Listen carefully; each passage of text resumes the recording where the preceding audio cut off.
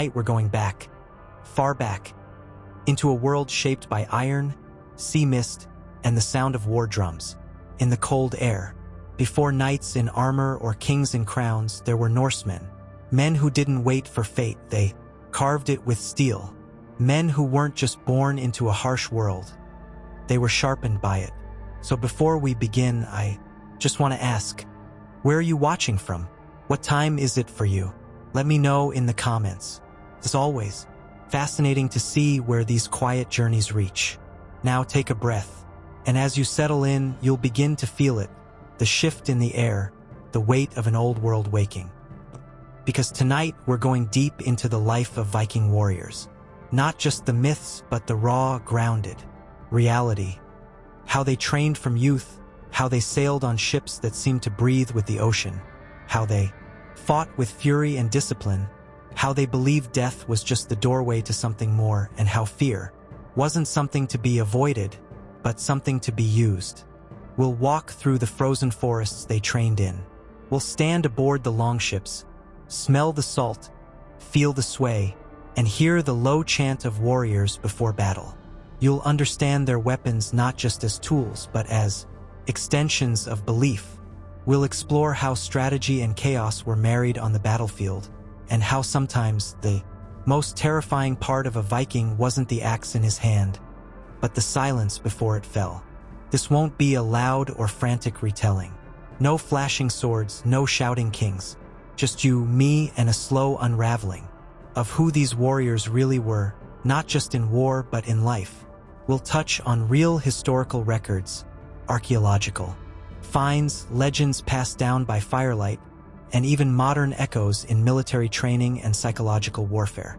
So if you're ready, we'll begin our quiet march into the north, into frozen fjords, smoke-darkened halls, and storm-tossed seas where Viking warriors became legends not just for how they died, but for how they lived.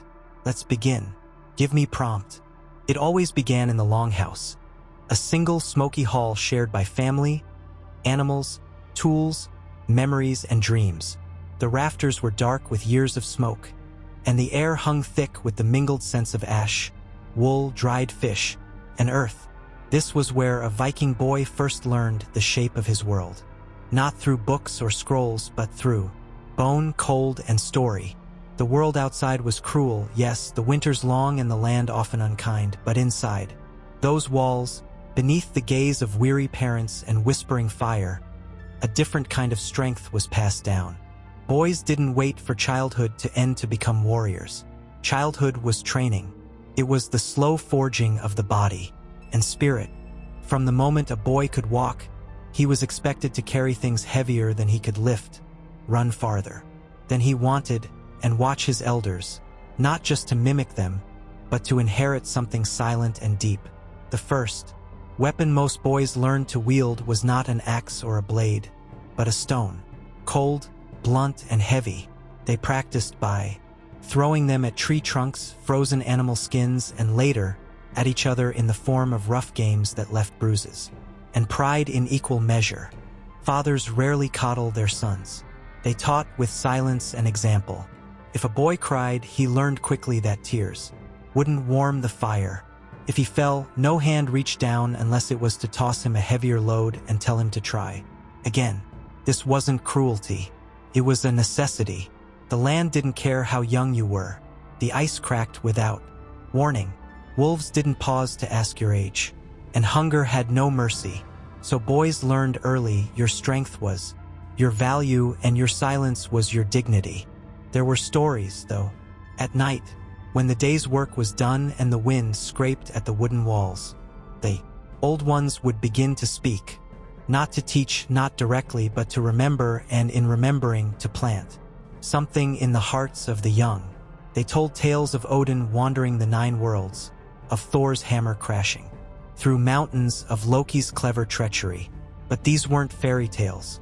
These were warnings, lessons, maps of the soul. The gods bled. They betrayed. They demanded. And so would life.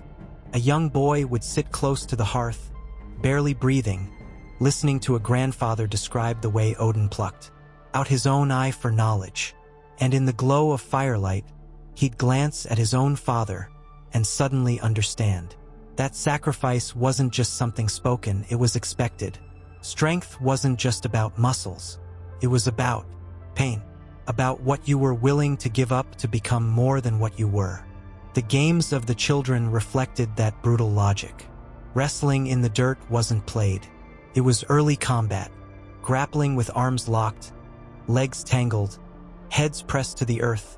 They fought not to win, but to learn how to fall. Without fear, how to feel another's strength, how to taste the mud of defeat and still rise with a grin. The losers nursed scraped knuckles and raw pride. The winners got little more than a nod. But that nod was everything. The games of the children reflected that brutal logic. Wrestling in the dirt wasn't played. It was early combat, grappling with arms locked, legs tangled, heads pressed to the earth. They fought not to win, but to learn how to fall.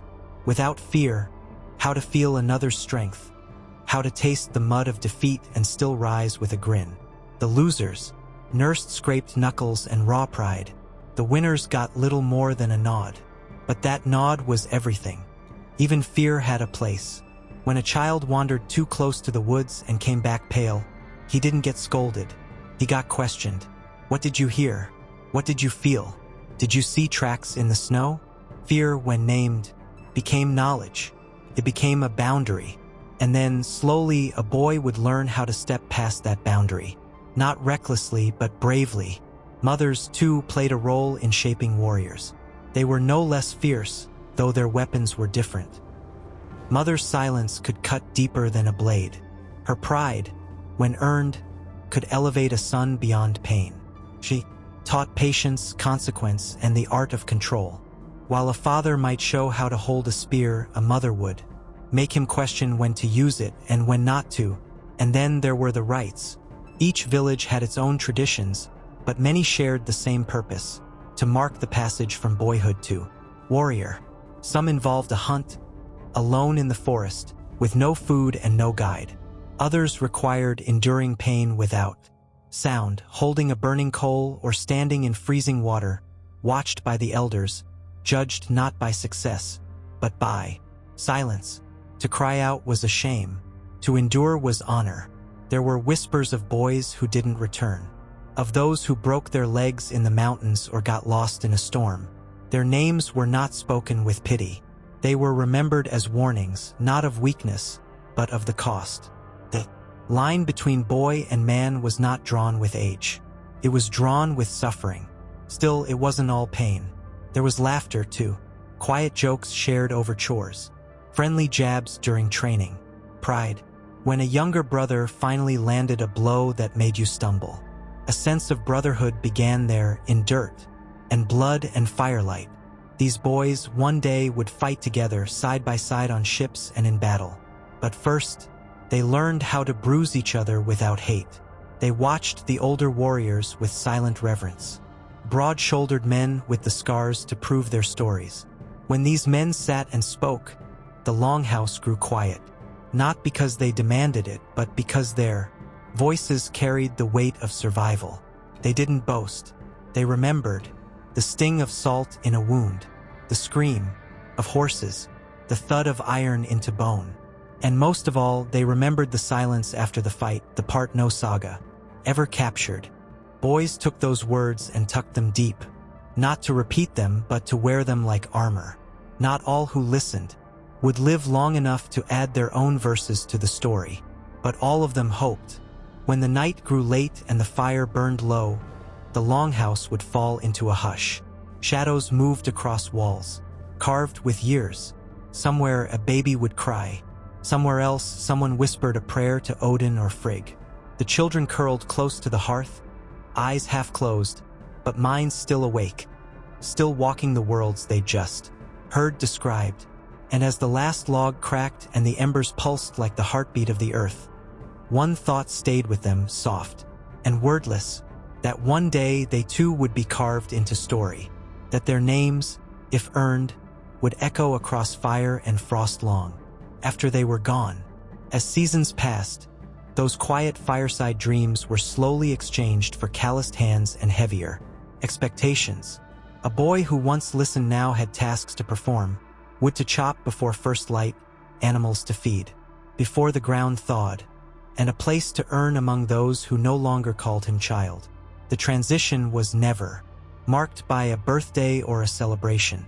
It was gradual, creeping in like fog at dawn. One day he realized he was no longer being told what to do, he was simply expected to do it. That was how manhood began. The tools changed too. No longer just sticks and stones. Now iron.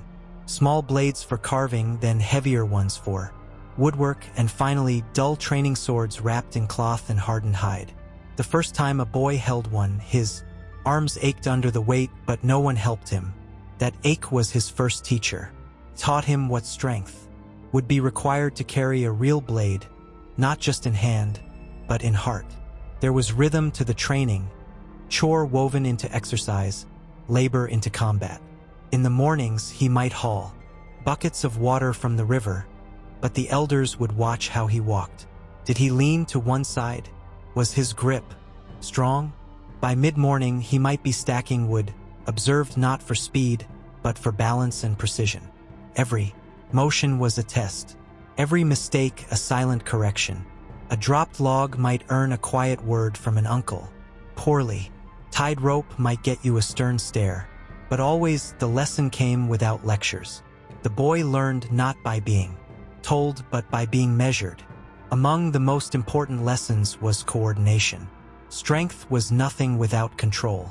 So boys sparred often, not in grand arenas, but behind the longhouse, between rows of fish racks or near muddy goat pens. They wrestled, struck, ducked, and learned how to fall without injury. Falling, in fact, was something to be practiced. Because in battle, you were guaranteed to fall. What mattered wasn't avoiding it, it was how you got back up.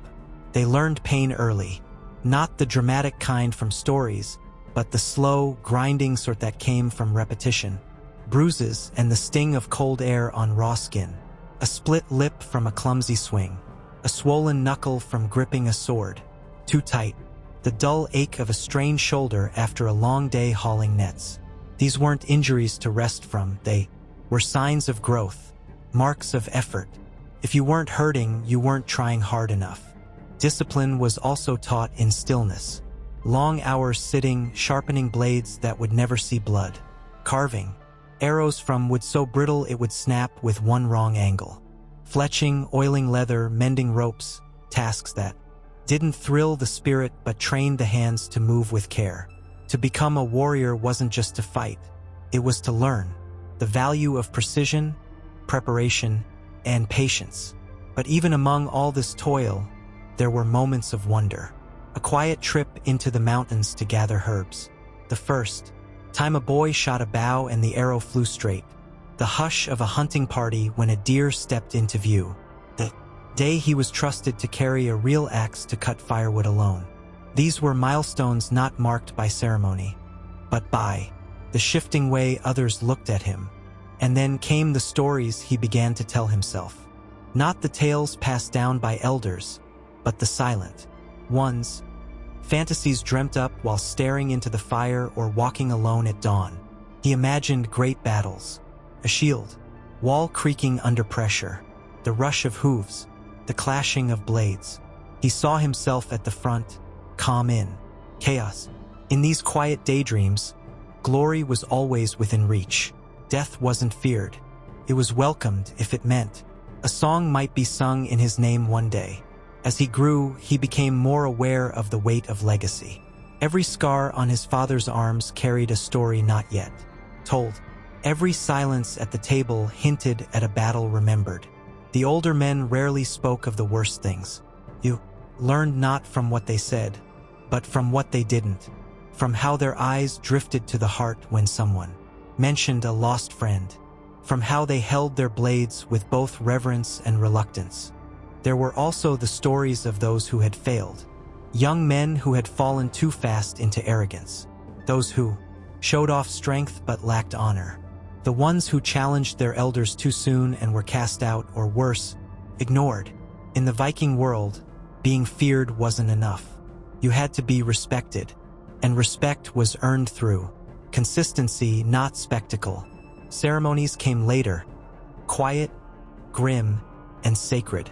A boy might be summoned at dusk, handed a blade by an uncle or cousin, and asked to hold it through the night beside a burning torch. No words, just the test. If he stayed awake and didn't flinch when the shadows moved, he was ready for more. If he fell asleep, he wasn't mocked, just told to return. Another time, eventually he would join the older boys in more serious training. Mock battles with real stakes. Wooden shields, painted with ash and spit. Blunted swords heavy enough to bruise through layers of hide. These drills were held far from the village, where the sounds of shouting and crashing wouldn't disturb the livestock or the young. Here, he would learn to follow commands, to feel the rhythm of movement, and to hold formation even when fear whispered at his heels. The shield wall was the ultimate test. Shoulder to shoulder, they pressed forward, trusting the man beside them not to flinch.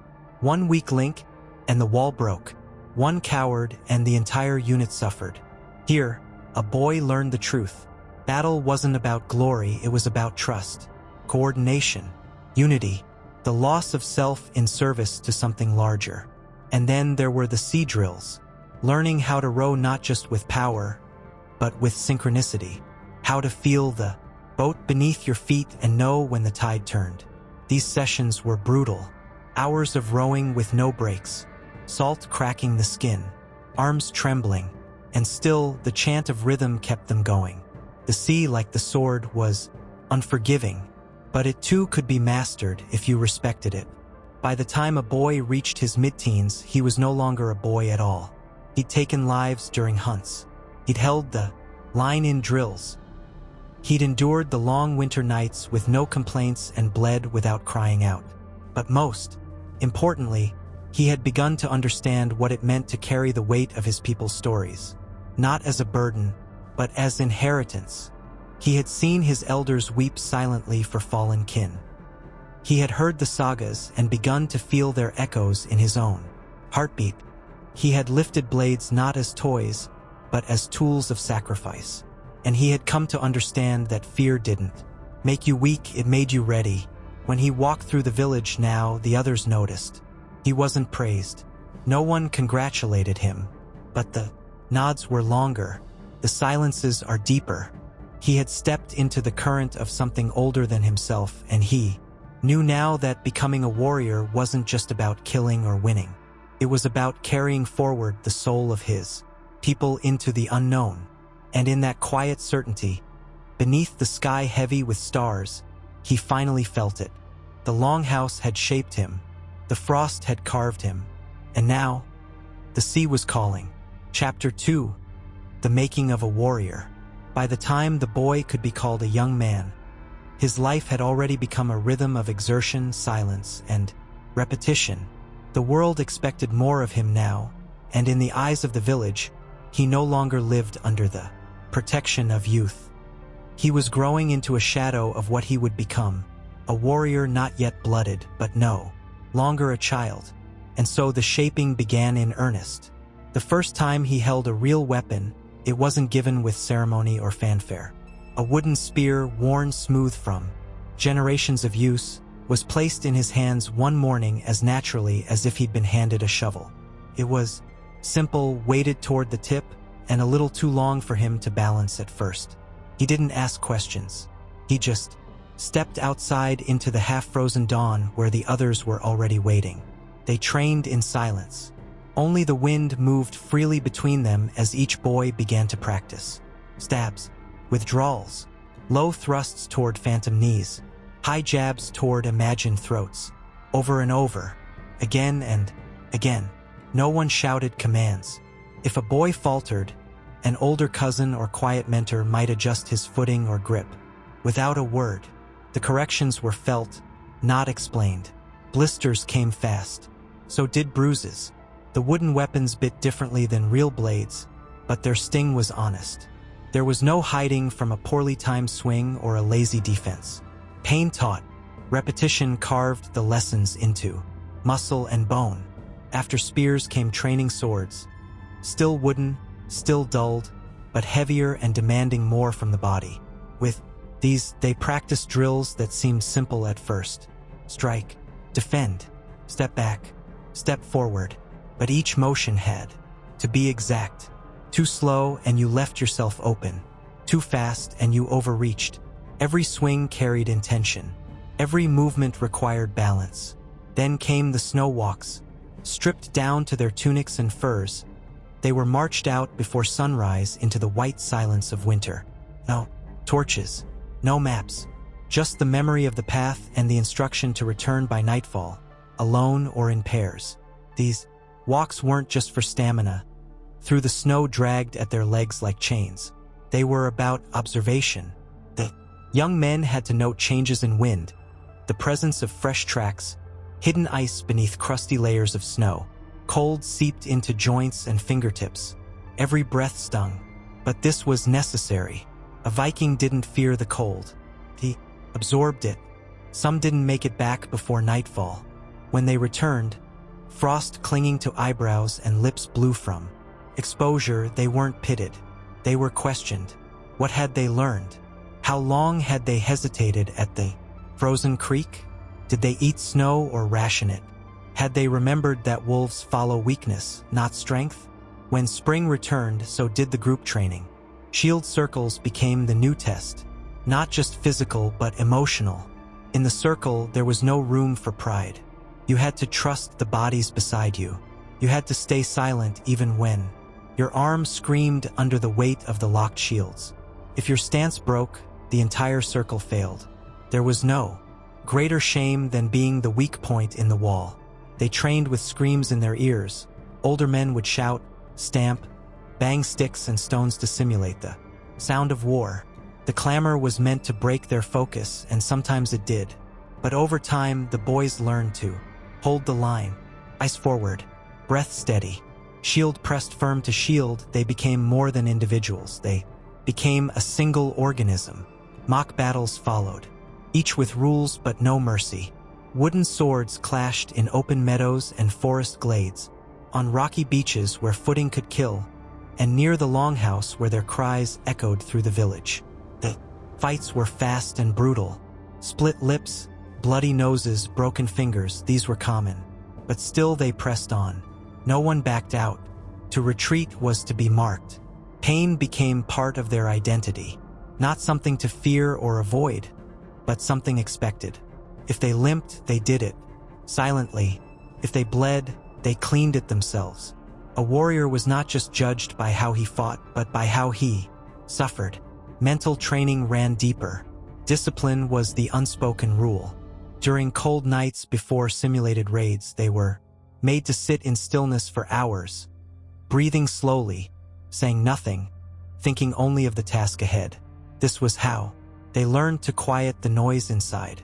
Fear, hunger, doubt. All of it had to be hushed, because in battle, hesitation killed more than the blade. One exercise required them to lie in wait, hidden in brush, faces smeared with mud and ash, breath-shallow bodies. Still, sometimes they would lie there until frost formed in their hair, or until a village dog sniffed too close. It wasn't about the attack. It was about presence. Could they stay unseen? Could they remain patient, calm, and deadly?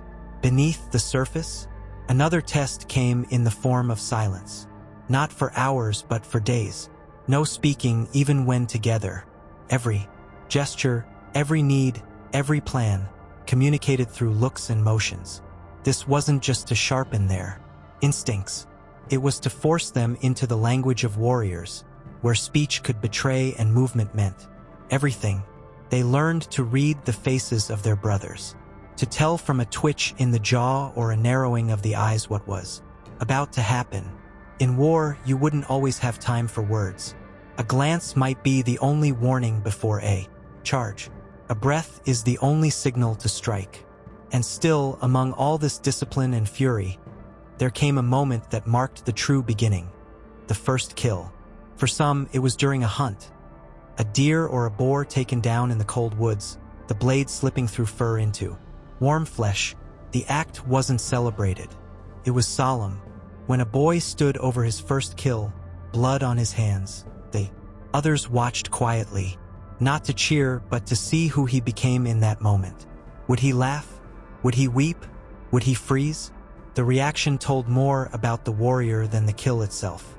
Others, less fortunate, saw their first blood in accidents, training injuries that sliced too deep or broke something vital. And then, on rare occasions, it came in self-defense. A real fight, sudden and brutal, often over honor or insult. In such cases, the young man was judged not by whether he won, but how he handled the aftermath. Did he boast? Did he mourn? Did he understand what it meant to take a life? This was the line that training tried to draw carefully.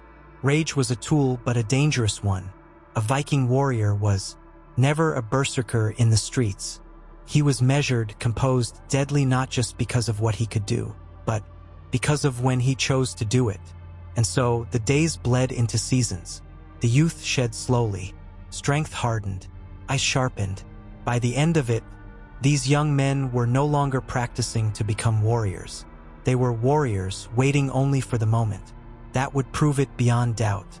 Because somewhere on the horizon, a raid was being planned. A real one, with real blades, real death, and real glory. And when the time came, they would not step forward as boys from a village. They would march as wolves, sharpened in snow, trained in silence, and ready to carve their names into the sagas. There comes a point, somewhere between the long nights and the bloodied palms, where the training no longer feels like preparation. It simply becomes life. The body responds before thought. The arms lift, swing, and block out of instinct. The feet move across snow, mud, or stone with the quiet surety of an animal. Hunger is no longer a distraction. Pain no longer remarkable. What once felt like effort is now simply the rhythm of the day. And when that point arrives, the elders begin to watch more closely. Not all boys reached this stage. Some drifted toward the fishing boats or the farming fields, not out of failure but because their hearts pulled elsewhere. Not every man in the north was meant for war. And yet those who remained, those who returned to the training fields each morning without being told, were regarded differently. Not praised, not publicly encouraged. But I watched, measured, tested with smaller and quieter challenges. One morning, a young warrior might be handed a dull iron axe, not a training piece but an actual weapon, albeit unsharpened, and told to split logs in a particular pattern. Not for firewood, but for precision. Another day he might be woken before dawn and told to sit watch at the edge of the village, not for danger, but for discipline. Could he sit still for hours, unmoving, in the cold? Could he sense movement before it happened? Could he resist the urge to speak or drift into sleep? These weren't just exercises. They were offerings, small rituals of endurance and patience, passed down over generations. Their purpose was not only to harden the body, but to prepare the soul. Because a Viking warrior wasn't just a fighter, he was a vessel of legacy. The line between man and myth was thin, and those who trained in silence, who endured with humility, were the ones most likely to cross it. Soon, they were taken into the woods for longer trials. The training grounds were familiar, too familiar, so now they were tested against the unknown. The instructors brought them deep into the forest, away from smoke, away from the sea, away from comfort, and left them with nothing but a blade, some dried fish, and the instruction to return in 3 days. No guidance, and no protection. This was the proving ground. Here they would face the silence of the trees, the cold breath of the earth, the reality that not all enemies carried weapons. Some wore fur and walked on 4 legs. Others lurked within the mind, doubt, fatigue, fear. Many said this part of the training was the hardest, not because of hunger or exposure, but because of what emerged when the noise of the village was stripped away. Alone, a warrior met the ghosts of his own weakness. And yet they returned. Some came back limping, wounded from a fall or an encounter with wild game. Some returned hollow-eyed from hunger, but they came back, And those who did found themselves different in the eyes of their elders. Still no cheers, still no medals, but nods, quiet, knowing nods. In the Viking world, that was enough. Back in the village, their training resumed, now with more intensity. They spared not just with equals, but with seasoned warriors, older men who didn't hold back. Bruises deepened, ribs cracked, blood was drawn, and still, they were expected to fight. Not just physically, but mentally. Could they recover quickly? Could they adjust? Could they read their opponent's intention in a half-step or a flick of the wrist? The emphasis now shifted toward what couldn't be taught: intuition. A warrior had to think before the enemy moved, anticipate, adapt, survive, and more importantly, he had to act without hesitation. Hesitation in combat was death. By now, the young men were also being integrated into daily life as adults. They hunted, they guarded, they contributed, but their eyes were always turned toward the sea, toward the horizon, because they knew somewhere out there, their first true battle awaited. And then came the day of the first raid. No warning, no discussion, just a summons. Each was handed his real gear, leather armor worn and patched but solid, a round shield painted but scuffed from use, a short sword, sharp but not ornamental. These weren't symbols, they were tools. The moment they touched steel, the moment their palms gripped the hilt and felt its weight, they understood. This wasn't training. This was the threshold. They were not told where the ship was going, only that they were going. The elders led them in silence. The sea, licking at the shore like an eager dog. The longship was already waiting, carved with dragons, heavy with oars. They boarded without hesitation. The first time they felt the rhythm of rowing with true warriors, something shifted in their chest. The sea had a pulse, and the boat had breath. Together, they became a creature of war, moving in unison, oars dipping and lifting with near-perfect timing. No drums, no songs, just breath, effort, and the creak of the wood. For hours they rowed. When they reached the target, usually a distant village or a coastal settlement, there was no pause. This was their test. What happened next was chaos. The sound of feet hitting earth, the first screams, the flash of steel, fire crackling, but in the heart of it, the training was held. Shield lifted, blade ready, eyes focused. They remembered how to move, how to press forward, how to fall into rhythm beside their brothers.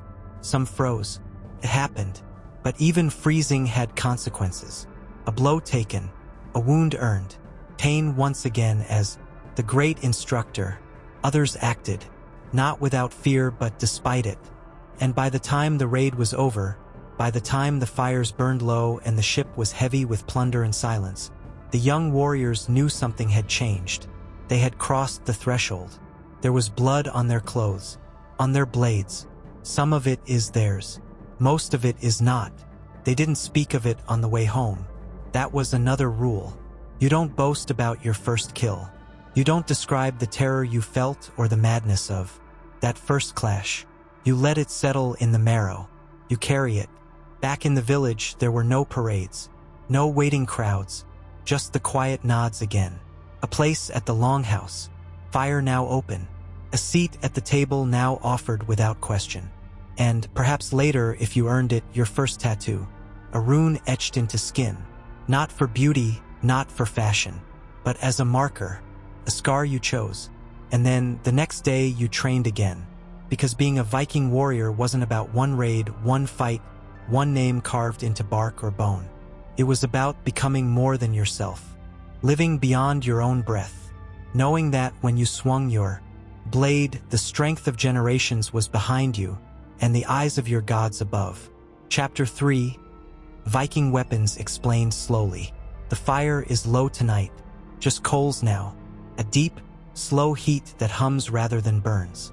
The kind that lets your hands rest near it without flinching, the kind that casts more shadow than light. And in that half-darkness, there is something waiting on the table: metal, wood, leather, cold things that once made men warm through fear. Let's start with the sword, the Ulfbert, The name itself still sends a slow ripple through the histories. Not because of the word, it is simple, stamped into the blade in crude but clear letters, but because of what it meant. When your opponent had won, you knew it wasn't going to break. Most swords bent in battle. Some snapped. But the Ulfbert, it bit through helmets, split shields, and still gleamed after the fight. Not everyone carried one. Very few, in fact. Owning one was like wearing your wealth on your hip. It wasn't just a weapon. It was a statement, a whisper of mastery, of trade, of power. The metal was pure, cleaner than anything most blacksmiths of the time could achieve. High-carbon crucible steel, likely imported from distant lands, maybe Persia, maybe the East. How it came north, how the smiths learned to shape it, no one's completely sure. But when you held one, you could feel it. The difference wasn't just in sharpness, but in balance. It wasn't heavy, but it felt substantial. The way it arced through the air, the way it rebounded off a shield, the way it whispered through thick fabric. It felt alive. Run your fingers along the edge, and you'd feel the tiniest vibration. Like the metal was remembering something. Wasn't decorated. It didn't need to be. This wasn't a ceremonial piece. It was a predator. But very few Vikings carried swords like this.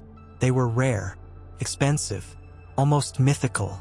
No, most warriors gripped something humbler. The axe. Simple, brutal, reliable. A blade wedged into a long wooden haft, usually ash or birch, something that wouldn't shatter easily. The blade was often single-edged, sharpened not for elegance but for momentum. Swing it from the shoulder and it would crack a collarbone clean through leather and hide. Aim it lower and it might split a knee like splitting kindling. Some had beards, curved hooks at the bottom of the blade for pulling shields away or hooking limbs. Others were wide and heavy, meant for cleaving, not finesse. An axe didn't try to look noble. It wasn't dressed up in gold or wrapped in ornate bindings. It didn't need to be. When you held one, you weren't pretending to be anything. You were a butcher, and every swing told the truth. But even the axe, for all its fearsome presence, wasn't the most used weapon. That was the spear. It's strange, isn't it? The weapon we think of last is the one they used first. And most, a wooden shaft usually 6 to 8 feet long, tipped with iron. Sometimes narrow, sometimes wide like a leaf. It wasn't fancy. It didn't need to be. Kept you at a distance. Allowed you to jab, parry, even throw if needed. In the hands of someone skilled, a spear was almost impossible to approach. 2 or 3 spearmen could hold a line against a dozen if they knew how to stand. And many did. There were whole systems now forgotten about angles, pressure, and coordination. Men trained side by side, learning how to move their spears in unison, like the legs of an insect.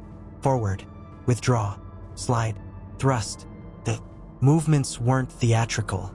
They were tight, purposeful, deadly. What made the spear even more powerful was how it could be made quickly and cheaply. Iron was costly, but a narrow point used far less than a sword or axe. In times of need, entire villages could arm themselves in a matter of days. Some were decorated with leather wraps, not for show, but for grip. Others were burned black near the tip to harden the wood just beneath the iron, so even if the metal dulled, the strike would still carry weight. When the Vikings stood in a line, spears outward, shields overlapping, they became a wall of death. And in the center of that wall, maybe 1 or 2 carried swords. But none of these weapons stood alone. They had companions, shields, round, wooden, usually made of planks glued and bound together with a rawhide edge. Not particularly thick, too. Much weight would tire the arm, but strong enough to deflect arrows, blades, and even the occasional axe strike. In the middle, a boss, iron, domed. It protected the hand and served as a weapon itself. You didn't just hold a Viking shield, you used it to punch. They were painted, sometimes simple rings or colors to mark a clan or warrior, other times more elaborate beasts, runes, spirals, but always practical. Paint sealed the wood, made it last. And when you stood in a shield wall, every pattern added to the intimidation. It was a wall of wolves, a row of serpents, a line of red and black. Some were reinforced on the back with horizontal beams. Others left light for maneuverability. Depending on the fight, you might strap it tight or carry it loose. And after a battle, you rarely came home with your first one. They broke. They always broke. That was their job. The sound they made. That's something no book tells you. When struck, a Viking shield made a deep hollow knock, like someone slamming a door in a stone hall. Sometimes it cracked like a bone. Sometimes it held. But always it echoed. And then armor, or the absence of it. Contrary to what films show, most Vikings didn't walk into battle in full iron. Some wore helmets, yes, conical often, with a nasal guard. Not horns. Never horns. That's myth, theater, fantasy. A horned helmet on the battlefield would get you killed. It gave your enemy something to grab. Real helmets were functional, sometimes plain iron, sometimes a bit of brass if the warrior was rich or lucky. They were heavy. They shifted slightly when you moved, and if you closed your eyes, you could hear your breath echoing inside. Chainmail existed, but rarely. It was precious. You didn't wear it unless you were someone. And even then, it was often a gift handed down or captured. Padded tunics were more common. Thick layers of wool or leather, stitched tightly to absorb a blade's kiss. It didn't always stop the cut, but it slowed it. And in battle, one extra breath could mean everything. Arm guards, leg wraps, fur linings, leather belts to hold gear. Every piece made a sound when it moved. A creak. Soft rustle. The clink of iron against the buckle. A kind of whispered music only heard when a warrior walked past you. In the dark. And when all of it came together, sword or spear, shield and boots, belt and blade, it wasn't just gear. It was a memory. Each piece carried a story. A hunt. A training. A kill. A survival. No Viking was fully armed without the past, wrapped around his shoulders. Even now, if you listen, you can almost hear the weight of it. When the fighting began, it didn't matter what weapon you held. Sword, axe, or spear, they all became extensions of the same intention, to kill quickly and stay alive. But within the clash and chaos, there were subtleties, unspoken, tactics, practiced tricks, and the slow evolution of violence into something close to art. Viking combat wasn't wild. Not truly. It looked that way to outsiders, loud, fast, frenzied. But beneath the blood and howls, there was rhythm. The way a man stepped into a blow, the pivot of the foot, the angle of the shield. These movements came from somewhere deeper than instinct. They were passed down again and again across winter. Fires and muddy fields until they no longer felt like teachings at all. Take the axe, for example. When swung from the shoulder, it was devastating. But a clever warrior didn't just swing, he redirected. A low feint to the shin, then up and in. A high arch only to let the weight fall shorter than expected. The beard of the axe, the hooked bottom curve, could be used to snag a shield and pull it down, opening up the throat. The edge could cut, but the back of the head could crush.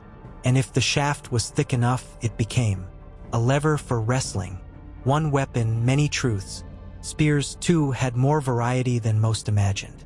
Some were thrown with the classic overhand arc, but others used a side grip for a flatter trajectory.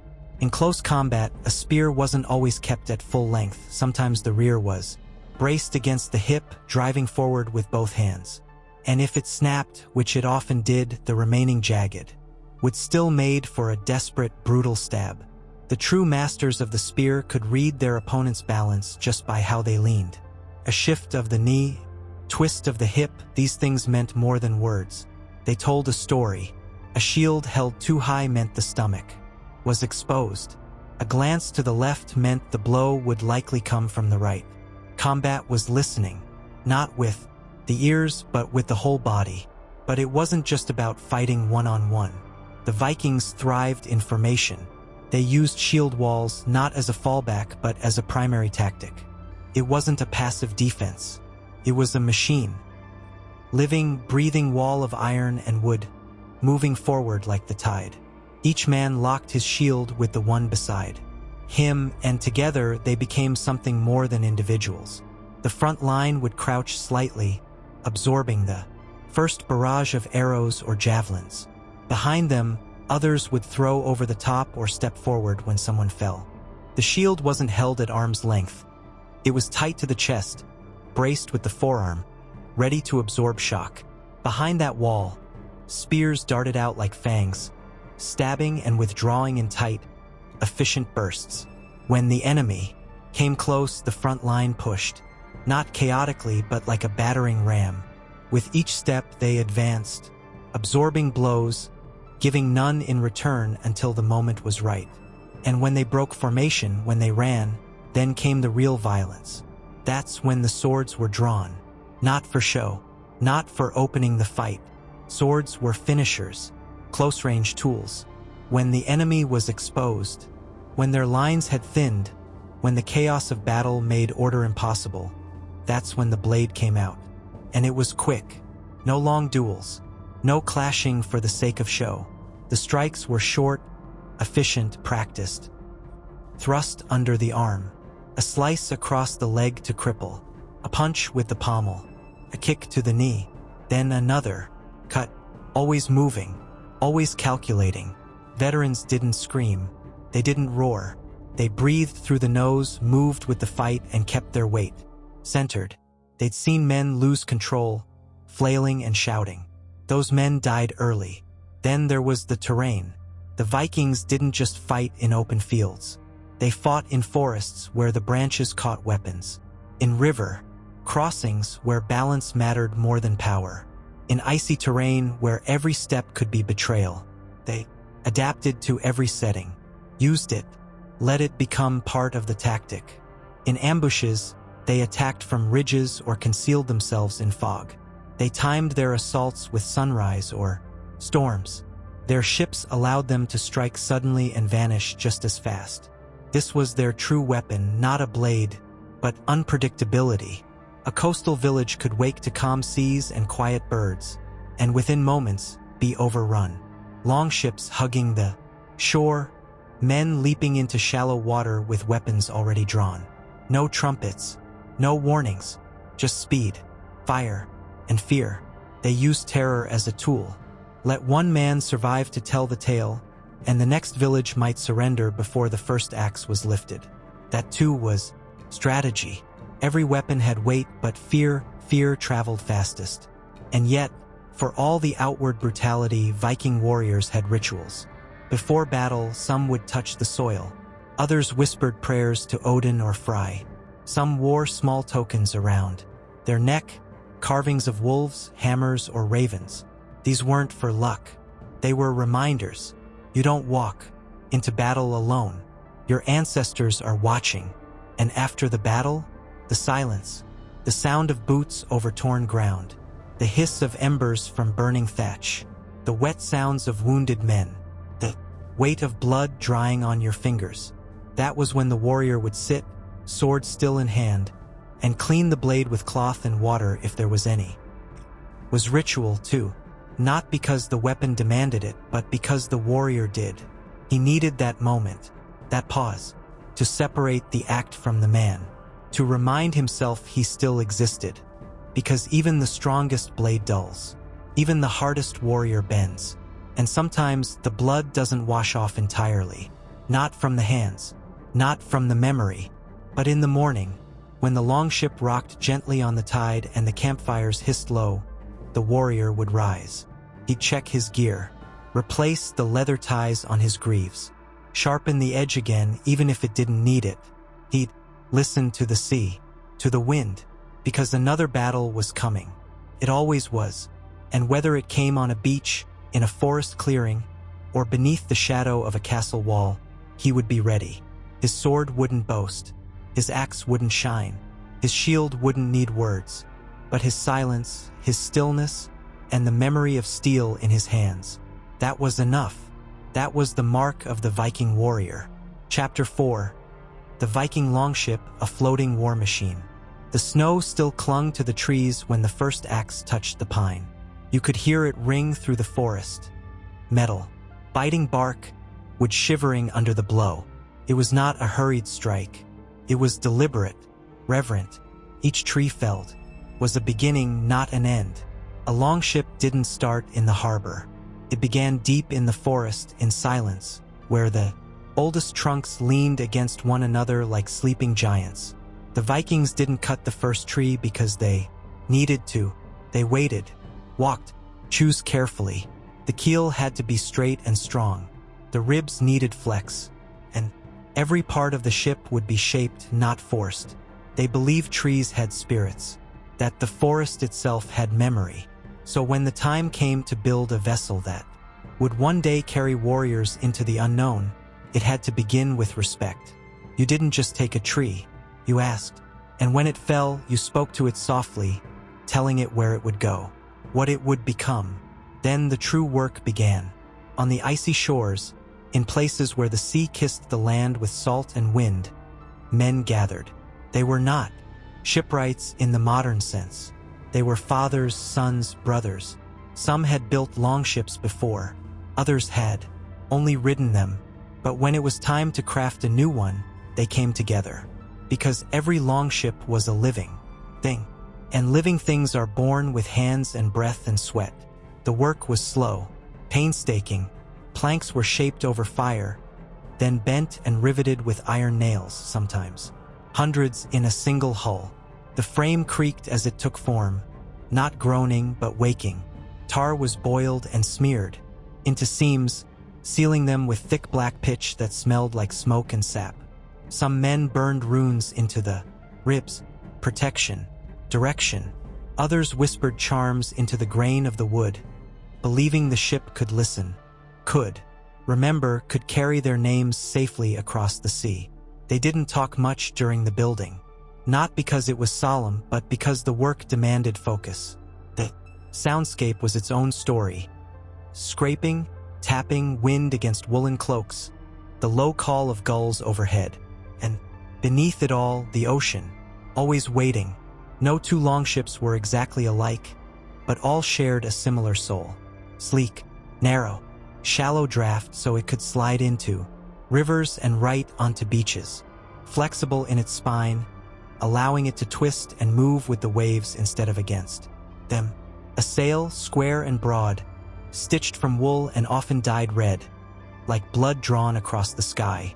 Oars up to 30 pairs, each hewn and balanced so no man had an easier task than another.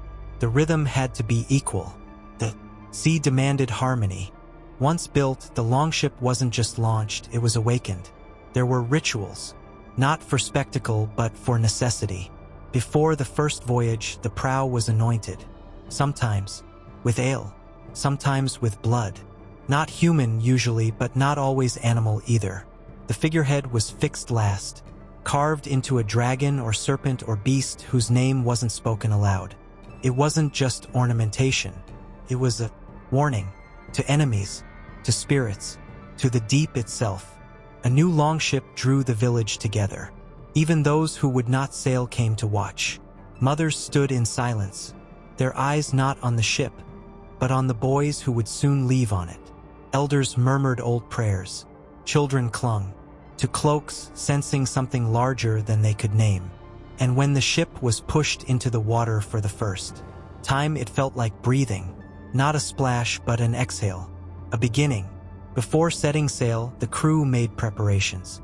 Quiet, meticulous.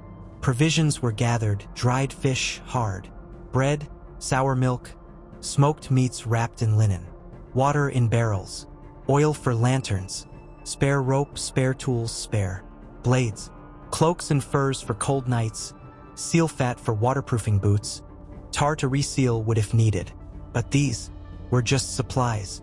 More important were the rituals. Each man made his peace with the sea in his own way. Some tied bits of cloth to the ship's railing. Some kissed the earth before boarding. A few stood silently with their hand on the prow, eyes closed, whispering names of loved ones, of gods, of the dead. And then, when all was ready, they took their places. No order, no command. They knew where they belonged. The first pull of the oars was always hardest. The shore tried to hold them. The land didn't let go easily. But once the longship slipped free, once the salt caught the air and the hull found its rhythm, it was as if the world narrowed to water and wind. Rowing was not just strength. It was breath, timing, discipline. One man out of sync could throw the entire boat. So they listened to the splash, to the wood, to each other. The silence was not absence. It was focus. Between each stroke, you could hear the sea whisper against the hull, the deep creak of timber shifting under weight, the tightening of leather straps as bodies moved together. And then the sail. It wasn't always raised. Wind was a gift, not a certainty. But when it came and the cloth was lifted and the ropes were drawn tight, the longship transformed. It didn't just move, it flew, skimming across the surface faster than any other vessel of its time. Raiders didn't appear on the horizon. They arrived. Without warning, without time, villages would wake to the sound of shouting, the sudden thunder of boots on wet earth. And then fire. That's what made the Viking longship terrifying. Not just its design, but its intent. Could land on almost any shore. Could sail upriver where no army had gone before. Could vanish just as quickly, leaving only ash and stories behind. But inside the ship, for those who rode it, the terror was not the goal. The journey mattered as much as the destination. Some voyages took days, others weeks. The sea was not always kind. There were storms that threw the prow skyward, then dropped it into a roar of black water. Nights where the stars vanished and the men lashed themselves to the benches so they wouldn't be swept away. Days where the wind died, and they rowed until their hands bled. There was no shelter, no deck, only the sky above and the sea beneath. And yet they endured, because the longship was home. It was warmth even when wet. It was song even in silence. It was motion. Life carried them across the world, to places no Norse tongue had spoken, to coasts where foreign eyes watched in dread. But the ship was not cruel. It only went where men told it to. And the men who built it, they knew it would carry their stories longer than their bones would last. The wind told stories on those open waters. It whispered between the sail and rigging, low and steady, like a voice, too old to name. The men listened, not with their ears but with the set of their shoulders, the shift of their weight, the feeling in their bones. A change in tone meant a storm was building. A sudden stillness warned of fog. And if the wind came from the wrong direction altogether, they lowered the sail without complaint and rowed. Not because they enjoyed it, but because the sea made no bargains. Navigation was not done with compasses. It was done with sky, memory, and feel. The sun's arc, the color of the water, the way seaweed floated, the types of birds flying overhead. They watched the stars, yes, but they also watched the waves. Some Viking navigators could sense the direction of shorelines by how the swell moved beneath the ship. It wasn't knowledge that could be taught easily. It was learned through repetition. Cold, hunger, lost nights, long returns. They didn't always raid. Sometimes the longship was a merchant, sometimes an explorer, sometimes a ghost, hugging the fog just to test if the village ahead was worth sparing. But when the time for raiding came, everything about the ship transformed. The sail was lowered far from shore. The oars were taken up in silence. Not even speech, just hand signals, glances. Every man knew his role. They could row in near silence. The longship slid over the water like a whisper. Before dawn, before dogs barked, before church bells could be rung. Imagine standing on a beach as the mist lifts and seeing not one, but 10 of them. Longships appearing out of the fog, curved prows cutting through the morning light. Men crouched low, ready. By the time you cried out, they were already running. By the time a weapon was raised, the flames had begun. But these attacks weren't reckless. They were mapped, studied. The Vikings often struck during harvest, when men were in the fields and weapons were far from hand. They targeted abbeys and monasteries not only for wealth, but because they were symbols, places where the cross held sway, where Latin prayers hung in the air. Smashing those places sent a message: your God won't save you, and they escaped just as quickly. No castle was fast enough. No garrison nearby could match their speed. By the time a defense was mustered, the longships were already back on the water, vanished, and even if one was caught, it could be dragged ashore and carried across land to the next river. They were light for that reason. Mobility was their weapon. Many of the coastal cities we know today, London, Dublin, Rouen, were raided again and again. Some were taken. Some became Viking cities entirely, their harbors filling with Nordic ships not as enemies, but as rulers. But the longship wasn't just a tool of war. It was home. For weeks on end, the men ate, slept, and lived on board. Cloaks used as blankets, helmets as bowls. The boat rocked beneath them, reminding them with every breath that they were between worlds. Not on land, not yet ashore. Drifting, always drifting. And in those quiet nights between storms and slaughter, when the sea was glass, and the stars painted the sky, they told stories, soft voices over the lap of the tide, tales of gods and giants, a family left behind, of strange women seen in foreign markets, of omens in dreams and what ravens meant. They whispered because the ocean listens, and some believed that saying a name too loud could summon a wave to claim it. They carved their memories into the wood, runes on the benches, scratch marks by the prow. Nothing permanent, but it mattered. When a warrior died at sea, and many did, his body was given to the deep, but his story remained. In the grain, they said the ship carried it. Every splash of water against its hull was a name being spoken again. Not all voyages returned. Storms swallowed ships whole. Ice crushed hulls from below. Some crews made landfall in places no one had charted, Greenland, Iceland, even Vinland, and never came back. But for every longship lost, another was built, another tree felled, another whisper made to the forest. And in time, the longship became more than just a ship. It became a symbol. Across Europe, the sight of one on the horizon meant only one thing: change. Sometimes death, sometimes trade, sometimes both. It blurred the line between traveler and invader, between seafarer and killer, between explorer and God. Even today, the lines remain. Museums hold fragments, rivets, ribs, faded oars, and behind glass, they seem harmless. But close your eyes and you can still hear it. The slow crack of ice beneath the keel, the creak of leather, the low thud of boots across wet planks. The men didn't shout. They didn't need to.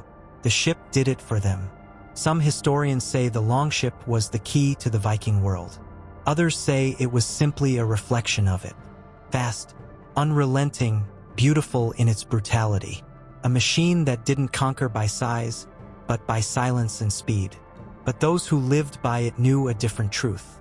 The longship didn't belong to them. They belonged to it. They swore by it, bled on it, fed it with flame, oil, and bone. And when it was time for their story to end, some chose to burn with it, laid inside its hull with shield and sword, the sail above them a funeral shroud, the waves around them their last cradle. Because in the end, the longship was more than wood and sail. It was a vessel for the soul.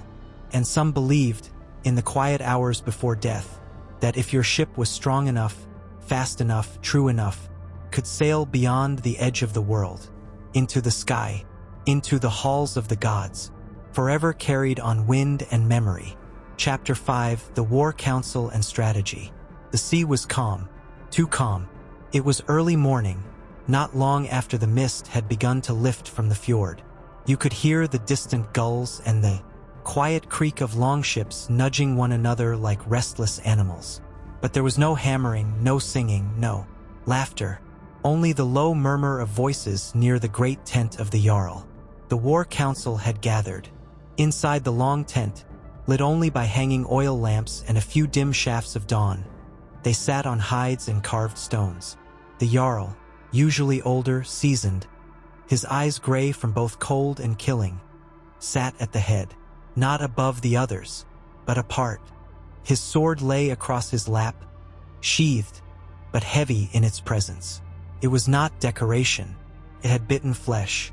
To his right, the Huskarls, his personal warriors, blooded in past campaigns. These were not impulsive berserkers, but professional killers. Men of discipline, hard choices, and memory. They didn't just fight. They understood war. To the left sat the free warriors, landholders, younger fighters, cousins of the crew. Not as high-ranking, but present and eager to learn. All waited as the Jarl reached into a small sack and pulled out a sheet of birch bark.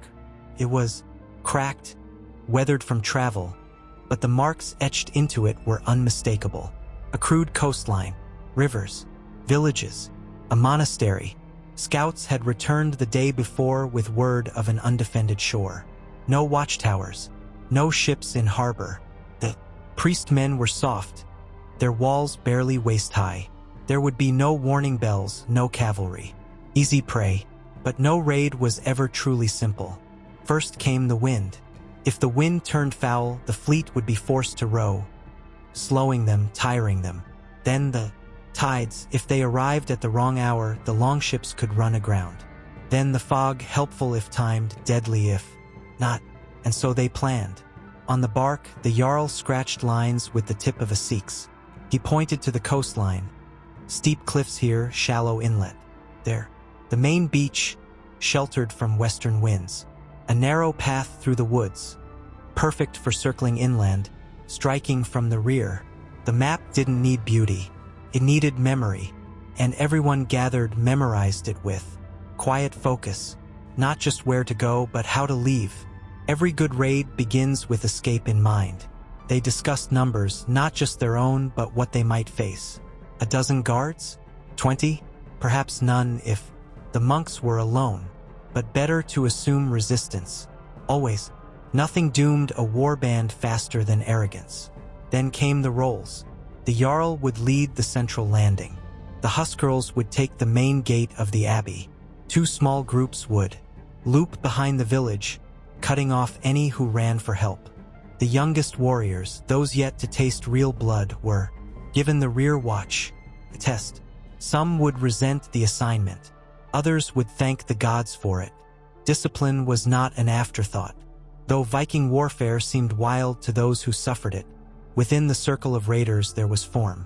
Each man had his place, and that order saved lives. If someone charged too early, if a horn was blown too late, it wasn't just a mistake, it was betrayal. Put brothers at risk, and that was not easily forgiven. Before the council ended, rewards were discussed, not openly but understood. Silver and gold would be shared, according to effort and rank. The Jarl took the largest cut, of course, but those who shed the most blood, those who brought down a warrior or found hidden treasure, would be rewarded. Loyalty wasn't free. It was earned through blades and weighed in coin. And if someone broke the code, if they stole from another or ran from the fight, the punishment was swift and public. Sometimes exile, sometimes a slit throat in front of the fire. Fear, too, had its place, not just among enemies, but among themselves. As the meeting drew to a close, the Jarl traced one final line on the bark, a path through the marsh wide enough for 3 men abreast. He looked up, meeting each pair of eyes in the dimness. "Remember this," he said, voice low, gravel slow. "The land forgets names, but it remembers fire." The tent emptied, one by one, boots soft on damp earth. Outside, the ships were being checked. Sails tightened, axes sharpened, shields repainted. Some warriors sat on the sand with whetstones, slow and silent. Others shared strips of dried fish, tearing with quiet jaws. No one spoke loudly. Even the youngest felt the weight of what was coming. It wasn't fear. Not exactly. It was anticipation, sharp and cold. Later that evening, the real preparation began. Not with weapons, but with silence. The Jarl sat with a bowl of ash and water, smearing it across his brow. Not for disguise, for focus. Others followed. Some cut small runes into their own arms with bone pins. Not deep, just enough to bleed. A prayer made in pain travels faster to the gods. A single drumbeat echoed across the shoreline. Slow, measured, the rhythm of rowing, of heartbeats. Around the fire, the Huskarls gathered one last time. No speeches, just nods. The kind that said, "I'll watch your back. We don't run. We die on the right shore." Nearby, an older man traced runes into a carved wooden disc, pointing toward the direction of the moon. Primitive, compass perhaps, or simply comfort.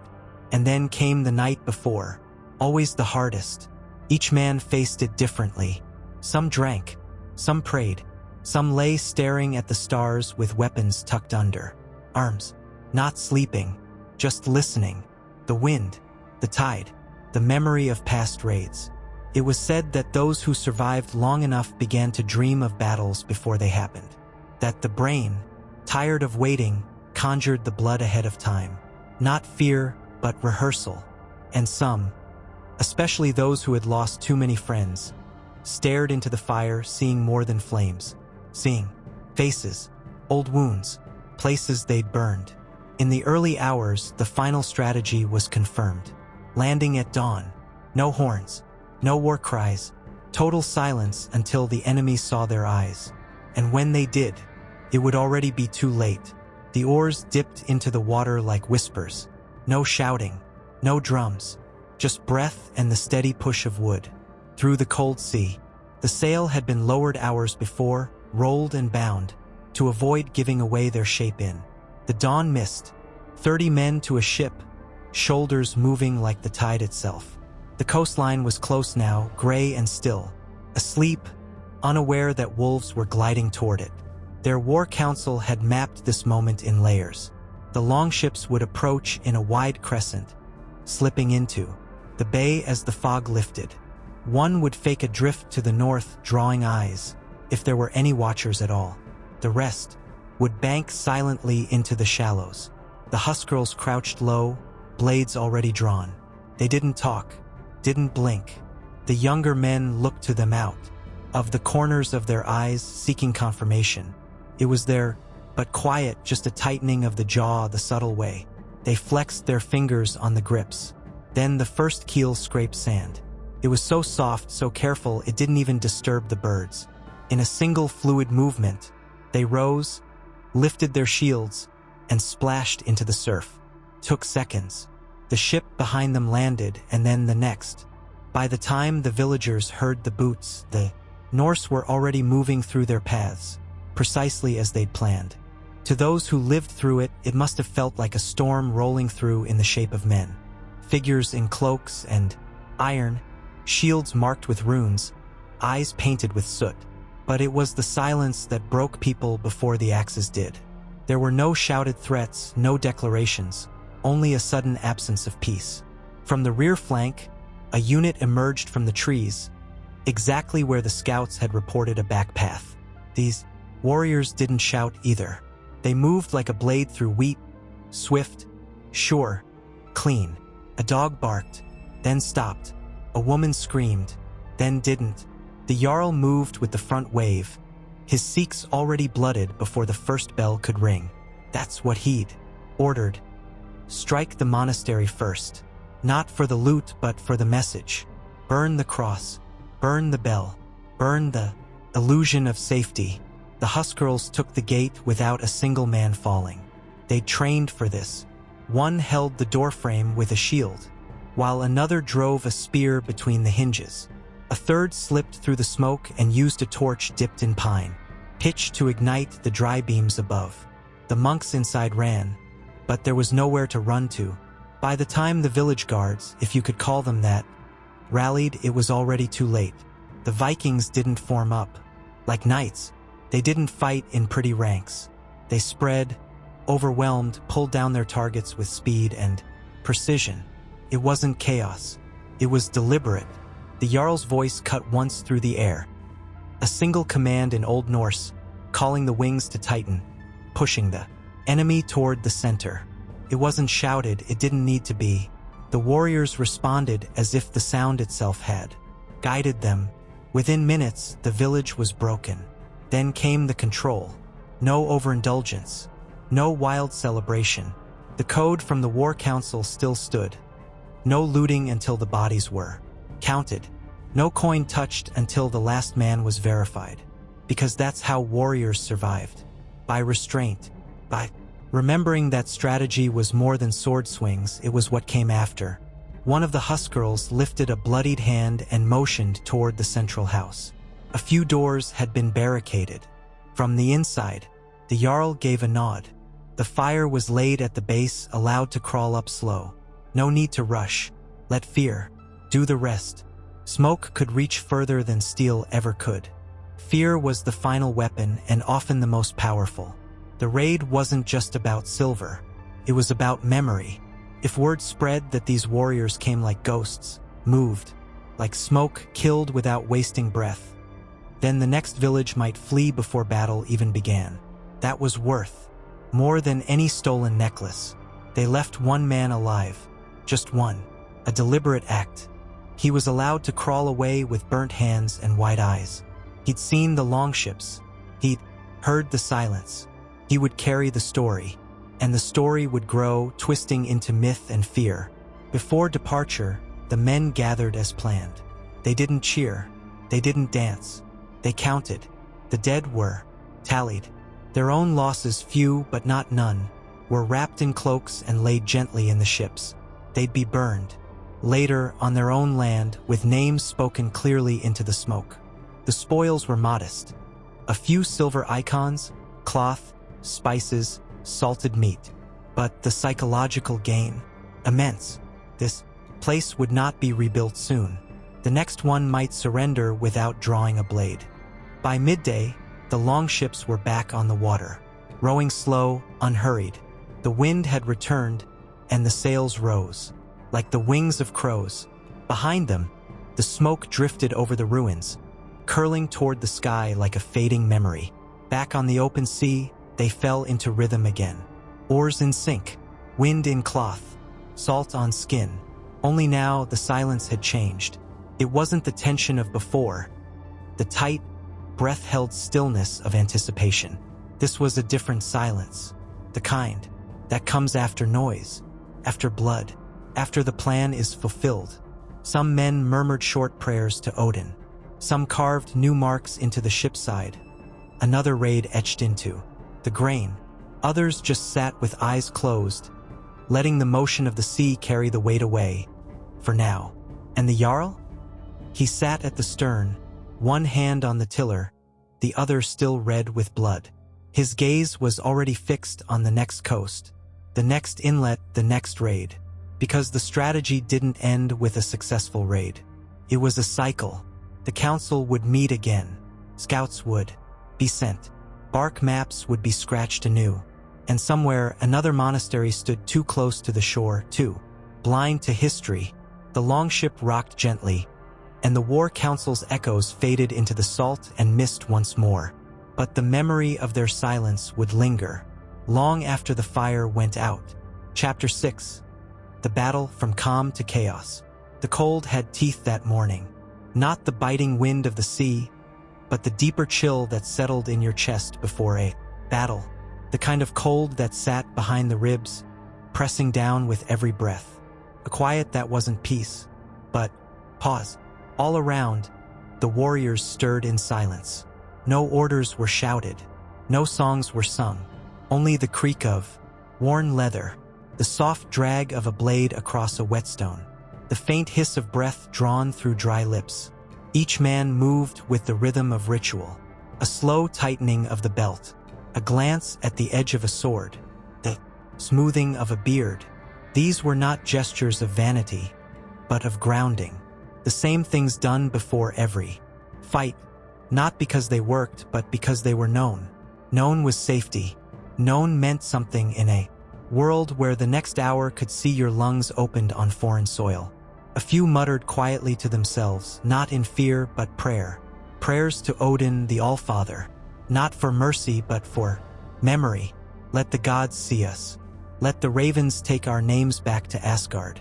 Others pressed small charms into the leather of their bracers, runes carved into bone, gifted by wives or carved by trembling younger brothers before the boats left home. The Jarl said little.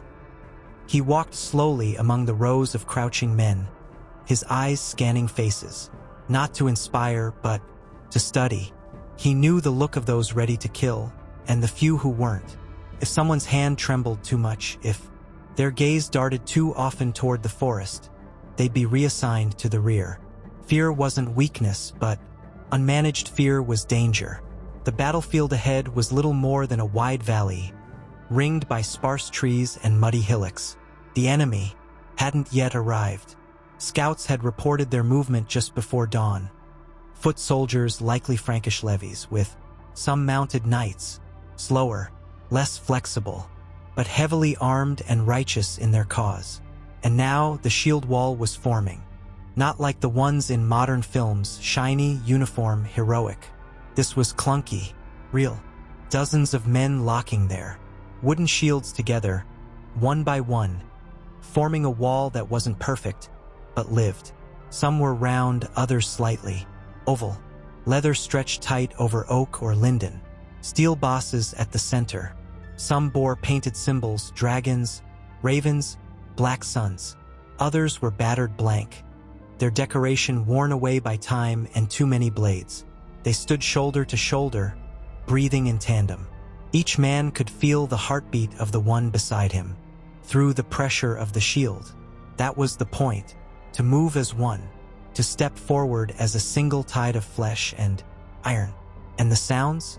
They weren't grand, just the crunch of frost beneath boots, the strained grunt of leather cords pulled tight, the scrape of sword against shield rim as someone adjusted their grip. A cough, a spit, a murmured curse about the smell of dried fish lingering in someone's breath, and then distant drums, not Viking, Frankish, a slow thudding, deep, deliberate, like a heartbeat not your own. It made some clench their fists, made others smile. The enemy had arrived. That meant this waiting would end soon. Across the field, the sun broke over the treetops, a slow gold crawl across the mist, and with it came shapes first, silhouettes, then armor glints, lines of soldiers moving slower, forming ranks, discipline, precision, flags raised, horses stamping behind. They stood tall, confident in their mail, proud in their cause. But the Northmen had something else. They had rage, not chaos, not madness, but that deep, humming knowledge that this was what they were made for. The life in between raids was just waiting. This was living. And then quiet broke, not with a roar, with footsteps, one line forward, then another, crunch, crunch. The shield wall began to move, slow, controlled. Each man knew not to rush. The worst thing in a shield wall was an eager fool. You stayed in rhythm. One breath, one heartbeat. The Jarl was up front now, axe in hand. His breath puffed out in mist as he stared straight ahead. He didn't speak. The first clash was not sudden. It was more like thunder building. A few arrows whistled overhead, too high, too early. The wall didn't flinch. That was the message. You will not scatter us. We don't break for shadows. Then the enemy charged. They screamed loud, raw, wild. Cavalry thundered at the edges. Infantry pressed into a wedge. Their plan was clear. Hit the wall at the center, break it open, flood in. But the wall held. The sound of impact was bone deep, not metal on metal, but weight on weight. The first rows slammed together, like stone crashing into ice. Shields buckled. Men grunted. Some screamed. One Viking at the edge fell immediately. His leg caught under the surge. Another stepped over him, never breaking the line. Now came the blades. Over the top, under the rim, stabbing between shields. Every movement deliberate, small, brutal. No grand swings. This wasn't a duel. It was a slow grind. A contest of will. The Franks pushed harder, but the Vikings leaned into each other. A line of snarling breath and clenched jaws. Then, a shift. The Jarl barked a sharp command. A single word lost to the noise, but it was enough. The left flank began to bend intentionally. They gave ground step by step. The enemy pressed harder, thinking they'd found weakness. That was the trap. From the woods, the reserve line burst forth. Not in neat order, but in fury. Berserkers, half-naked, painted, roaring, with madness that bent the air. Not just screaming for show, screaming from a place few dared to name. Some said they chewed hallucinogenic herbs before battle. Others said they fasted for days, praying to beasts. Whatever the reason, they charged like fire through dry grass. The enemy flank buckled. The screams now weren't just war cries. They were real. Men turned, ran, tripped over the bodies of their own dead. Horses reared, blinded by blood. The Franks who'd breached the shield wall suddenly found themselves caught between two waves. And the smell, gods, the smell. Hot iron, sweat, mud, burnt hair, the copper stink of open flesh. Blood sprayed across beards, down the grooves of swords into eyes. No one noticed. No one stopped. It was beyond feeling now. A Viking fell beside another, his chest split open by a lance. The survivor didn't look, just stepped over, took his axe and kept moving. That was the way. You mourned later, or never. Eventually, the line broke. The Franks didn't retreat in order. They fled. The Vikings didn't chase far. They didn't need to. The point was made. The field was theirs. The dead were theirs. The loot, the memory, the tale, they owned all of it now. As the last screams faded, the warriors stood still again, just breathing. Some dropped to their knees, not in prayer, but in exhaustion. Some leaned against their shields, their hands, shaking not from fear, but from the echo of effort. The berserkers, still twitching with rage, had to be calmed by the huskarls. Some foamed at the mouth. One was gently struck across the jaw and tied at the wrists. That was the price of unleashing what most men buried. And then came the silence again. Not the silence of waiting, but the silence after. The ground soaked red. Swords were cleaned not with cloth, but with the grass. Some buried their dead quickly, speaking names into the mist. Others built small fires, not for warmth but to signal. To the gods, to nearby villages, to fate itself. The Jarl stood alone, his axe still wet. He looked over the field, not proud, not boastful, just certain. This was the cost of survival. The strategy had worked. The wall had held. The flank had bent and snapped. Fear had done its job. So had discipline. So had blood. And the warriors? They didn't cheer, didn't raise their arms. They simply turned to gather the fallen, because they knew it would all begin again. When the last enemy fell, there was no horn blast, no triumphant roar, only the hush that followed death. It came slowly, like fog creeping back onto the field after a fire. The silence felt heavier than the battle itself. No one moved at first. They just stood there, sword still dripping, armor dented, beard stiff with blood, hearts racing not from fear anymore, but from the sheer gravity of what had just passed through them. The Jarl gave the signal, a soft, brief wave of his hand. Begin the aftermath. The wounded were the first concern. Huskarls moved among the fallen, checking which bodies still breathed. They didn't shout names. They knew better. If a man stirred when touched, he was helped. If he didn't, he was covered with his cloak. Some groaned quietly, almost afraid to break the fragile stillness. One man had taken a sword through the thigh and clutched a charm of Thor as if it could hold the bone together. Another had half his cheek sliced open. He smiled anyway. He was still alive. Some wounds were cleaned with snow, others packed with herbs. The youngest warriors fetched water in helmets. Blood and ice swirled together like ink. A huskarl, careful and wordless, snapped the shaft of a spear inside a man's chest so he wouldn't bleed out too quickly during transport. There was no screaming. Not yet. That would come later, when the pain outlasted the pride. The dead were set apart, Viking first, then foe. Among the Vikings, the fallen were named aloud. A huskarl would kneel, place a hand on the man's head, and speak. He was with us. He stood his ground. Let the gods know him. Then they'd strip the body of anything, valuable rings, tools, tokens, and pass them to a brother or cousin. A way to carry him home. For the Franks, there were no names, only glances. Some were searched, some ignored. Those of high rank were taken aside, hostages for ransom if they still breathed. The rest were left where they fell. By mid-morning, the light had changed. The sun hung pale and tired overhead, casting long shadows from the piles.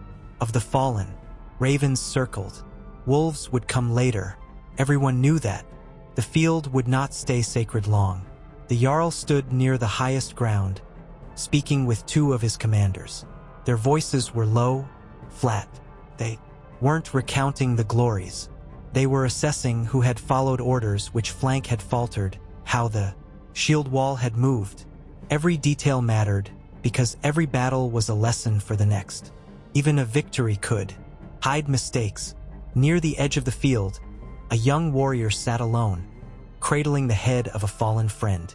They had grown up in the same village, trained with wooden swords, carved runes together on stones near the river. Now he just stared into the blank, blood-covered face, whispering things no one else could hear. A huskarl passed by, placed a hand on his shoulder, and moved on. That was all. There were no words for this part. By midday, the bodies of the fallen Vikings were moved to a clearing near the woods. Pyre was built. Not huge, just enough for 4. The rest would be buried in stone mounds once they returned home. But these men, would burn with their weapons, their shields, swords, even their shoes placed beside them. Coin under the tongue. Eyes closed gently. When the fire was lit, the smoke rose fast, sharp, biting, and black. A few men stood around it in silence, not crying, not praying, just a present. That was enough. Grief would come later. For now, they had to hold it tight, tuck it under their ribs, and keep breathing. Back in the camp, the loot was divided. The Jarl watched carefully. Nothing was taken without record. Each man received, according to his place in the line, his role in the fight. Those who had fallen still earned their share, passed to their kin or set aside for burial offerings. Even here, honor was a ledger. Among the spoils, weaponry, coins, pieces of armor, a few ornate crosses ripped from necks or altars. But more valuable were the little things, well-made boots, knives with jeweled hilts, bolts of fine cloth. Prestige wasn't just gold. It was returning with proof of far lands. But no one celebrated loudly. There was no drunken feast, no wild boasting. Not yet. Not here. This ground still held too much blood. It was a place of ghosts now. Later that evening, once the campfires were lit and the survivors fed, the songs began. Not battle songs, those would come later. These were softer, older. Songs of home, of long winters, of men who never returned but whose names still stirred embers when spoken. The low hum of voices, blending with the wind and the crackling fire, filled the clearing like a lullaby for warriors. The Jarl sat on a carved stump, a bowl of broth in his hands, listening more than speaking. His axe was beside him, wiped clean but not yet sheathed. He stared into the flames as if they held the memory of the battle, not just what had happened, but why. It was never just about silver. It was about sending a message to their enemies, to their gods, to themselves. Across the camp, a young boy, barely old enough to grow a beard, sat carving something into a stick with a small seeks, a rune. Maybe the name of the man he'd seen die. Maybe just the date. A way of remembering that didn't need words. As darkness settled, the wind picked up. It carried the scent of ash and salt and something deeper, grief maybe, or the strange calm that only comes after survival. The warriors wrapped themselves in furs, blades still close, eyes drifting shut one by one. They didn't speak of the dead. Not yet. That would come in the stories weeks from now, around fires back home. Some would exaggerate. Some would forget details. Some would never talk about it at all. But the battle would stay with them, in the stiffness of healing scars, in the silence between heartbeats, in the dreams they didn't describe. And when the Jarl stood the next morning, before the ships were loaded and the sails hoisted once more, he said just one thing: we held. It wasn't a victory, not exactly. It was endurance. It was another story burned into the shield, into the memory of those who lived. And as the longships pulled away from the shore, oars dipping quietly into the still water, the field behind them began to fade into mist once again. The crows returned, the trees whispered, and the blood dried into the soil like so many battles before. But somewhere, someone in another village had heard what happened, had heard about the wall that didn't break, the flank that folded then roared back with wolves. And fear would follow the story, traveling faster than ships. Because the Vikings hadn't just won. They had reminded the world that silence could be deadlier than steel. And that the calm before battle was the most dangerous sound of all. Chapter 7. After the battle, the field had stopped breathing. What was once roaring with the thunder of feet, the clash of steel, the shrieking of war cries and the bone-deep groans of dying men, was now quiet. Not peaceful, not yet, just quiet, the kind of stillness that feels heavy, like smoke that lingers long after the fire dies. The battle was over, but its shadow hadn't left. The warriors moved slowly now, not out of caution, but weariness. Some limped, some pressed cloth to wounds that oozed through linen and leather. Some simply stood still, eyes distant, as if their minds were still back in the wall, waiting for the enemy's charge. Tending to the wounded came first. Always, the Jarl's voice was low, raspy, but clear, ordering huskarls to form a line, moving from man to man. They weren't healers, not exactly, but they knew how to bind a gash, how to heat a blade's edge to close a wound, how to hold a friend still while another dug out a splinter of iron. There was no screaming. Pain was met in silence, swallowed behind clenched teeth and closed eyes. A young warrior sat with his tunic torn open, ribs dark with bruises, his sides stitched up with sinew and pine resin. His fingers dug into the dirt with each tug of the thread. Not a sound escaped him, only his breath, deep, slow, shaking, slightly with every exhale. Nearby, a huskarl wrapped a man's thigh with boiled bandages. The wound wasn't deep, but it would ache through. Winter. He muttered something to the wounded man.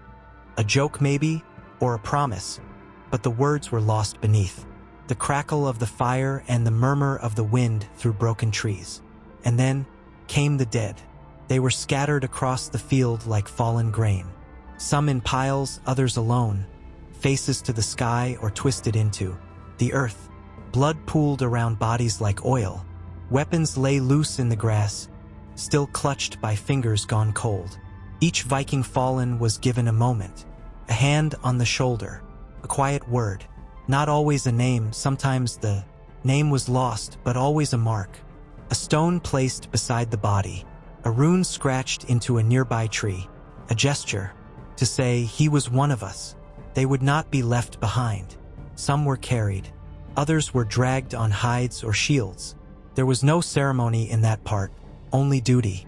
The living owed the dead their story. For the Franks, there were fewer rituals. Their bodies were searched, armor stripped, swords taken. Some were buried quickly, almost as an afterthought. Others were left for the birds. It was not cruelty. It was the way of war. You honored your own. You survived your enemies. By late afternoon, the dead were gathered in 3 rows. A few had already been wrapped for the pyres. Others would be taken home, back across the sea, to rest beneath stones carved with their names. The fires were not lit right away. There were words first. The Jarl stood before the fallen, his cloak still stained at the hem, a raven feather tucked behind his shoulder clasp. He didn't shout. He didn't preach. He simply spoke. They stood, They fought. They died well. Let the gods know their names. Then one by one, each name was spoken. Some were full names, some just a given name, some nicknames the kind only brothers in arms use. As each name was said, a warrior stepped forward and placed something into the pyre. A token, a piece of bone, a small charm, a blade broken in half. When the fire was lit, it burned fast. Dry wood and animal fat turned the flames tall and fierce. The smoke rose black, into the sky thick with memory. No one sang. They just watched. The way fire moved through the hair and cloth. The way sparks leapt into the wind. The way ash clung to their skin like a second layer of war. Some turned their backs to it early. Others stayed until only embers remained. And then came the stories. They began quietly, around smaller fires set deeper in the forest near camp. Bowls of broth passed hand to hand. Fingers still caked in blood-cracked stale bread. Wounds were wrapped tighter, boots removed. Some men rested. Others remembered. A warrior with one arm in a sling told of how he had seen the flank buckle, how he thought the wall would break, how the berserkers came not as men, but monsters, screaming with a rage that made even the enemy falter. Another, older, with a missing ear and a face lined like river stone, spoke of the last time they had fought near this valley years ago when he was barely more than a boy, and how that raid had gone differently. How he remembered one of the dead men from that battle, now lying beside the new fallen. A circle, he said, always a circle. They didn't boast. Not the way stories are told in the mead halls later. These tales were quieter, slower, not for glory, for memory. A young man, too young maybe, spoke of the first time he'd driven a spear into another man. How it didn't feel like he thought it would. Not triumph, just a weight. He kept washing his hands, even though the blood was long dried. An older huskarl listened, nodded, and handed him a bit of dried meat. Didn't say anything, just stayed. At the edge of the firelight, one man sat alone, staring at a pendant in his hand. It wasn't gold, just carved wood, but the way he looked at it, you'd think it held the world. He'd taken it from the neck of a dead comrade.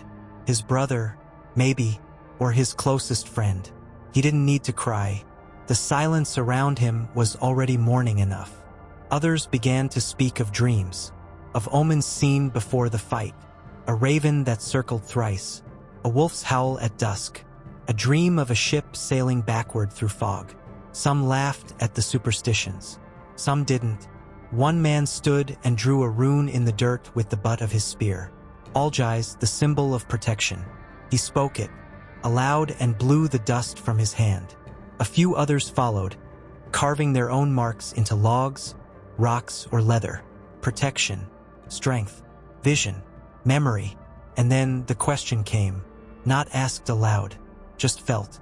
Why do we fight? Not why did we win or why did they fall, but why fight at all?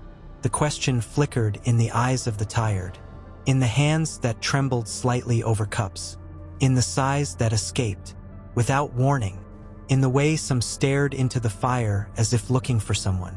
They had raided, yes, and won, but not all of them would return home, and those who did would never be exactly the same. A warrior near the back whispered a line from a skald's tale. What we take in war, we pay for in dreams. Not prayer, just a moment. When the wind shifted, someone threw more wood on the fire. It cracked, flared, and sent a shower of sparks upward. The stars blinked behind smoke. Somewhere far off, a wolf called. Somewhere closer, a man hummed a lullaby half forgotten. They were warriors, but they were also sons, brothers, lovers, fathers, men with soft spots they buried deep, beneath armor and oath. And here, after the blood, after the victory, after the dead had been named and burned, dawn came not with light, but with frost. The wind was sharper that morning, as if even nature sensed what had taken place here. Smoke still curled from the embers of the pyres, slow and lazy, curling like fingers into the sky. Beneath it, the warriors stirred. They rose stiffly, shoulders aching, ribs bruised beneath layers of fur and chainmail. The ground was cold, the air colder. There was no morning horn, no shouted command, only the soft rhythm of men waking from half-sleep and sitting silently by dying fires, waiting for the world to speak first. A boy named Eskil, not more than 17 winters old, wandered alone toward the edge of the battleground. He stopped where the blood had dried on the frost-hardened grass and knelt. His fingers traced a trail where a shield had been dragged, one that carried his uncle's broken body the day before. He didn't cry, but his breath shivered in the air. He reached into his pouch and pulled out a rune stone, just a small, flat piece of river stone with a rune carved roughly into it. Tawaz, the warrior rune. He placed it on the ground, pressed his palm against it, and whispered something no one else heard. Across the clearing, others began the quiet work of remembrance. Not celebration. That would come later, perhaps. This was something else. At a small slope near the center of camp, 3 warriors raised a wooden marker, tall and flat, carved roughly with a figure of a longship sailing toward the horizon. A runestone would come later, if they lived long enough to fund it. For now, this marker would carry the names of the 6 men who wouldn't be returning. The letters were burned in with glowing iron rods, one by one, the scent of scorched wood mixing with pine smoke. Behind them, one of the elder Huskarls sat cross-legged, painting with blood and crushed berries onto a stretched skin. Symbols, not words, not art, just meaning poured from memory and sorrow into shapes that might carry it farther than any voice could. Others made smaller gestures. One man braided a lock of hair from the fallen into his own, binding it with leather cord. Another buried a silver coin at the base of a tree, speaking the name of his friend into the roots. This was the other side of war. Not the clash, not the roar, but the slow, aching stillness of what remained. By midday, most of the dead had been seen to. The ground, still marked with blood, had grown quiet. Birds returned. A pair of ravens circled above the clearing, dipping low enough for some to take it as a sign. Memory said that Odin's ravens, Hugin and Munin, watched the deeds of men. And when they flew low over a battlefield, it meant the All-Father had taken note. Men watched them in silence, some clutching talismans, others mouthing small prayers. The Jarl had not spoken much since the pyre. He sat alone near a flat stone, carving slow lines into its surface with a thin blade. Not deep, not decorative, just marks. One for each life lost. When a young warrior approached and asked what he carved, the Jarl answered without looking up, "Wait." Later, when the sun had climbed, a meal was shared. Not a feast, but warm broth with salt and garlic, stale bread, dipped in fat, dried apples soaked in mead. They ate slowly, not speaking much. Some laughed quietly, not at jokes, but at memory, at something someone had said before the battle. Laughter was thinner now, like it had to sneak past a wound before it could rise. A small fire crackled in the center of camp, and beside it, an old skald began to sing.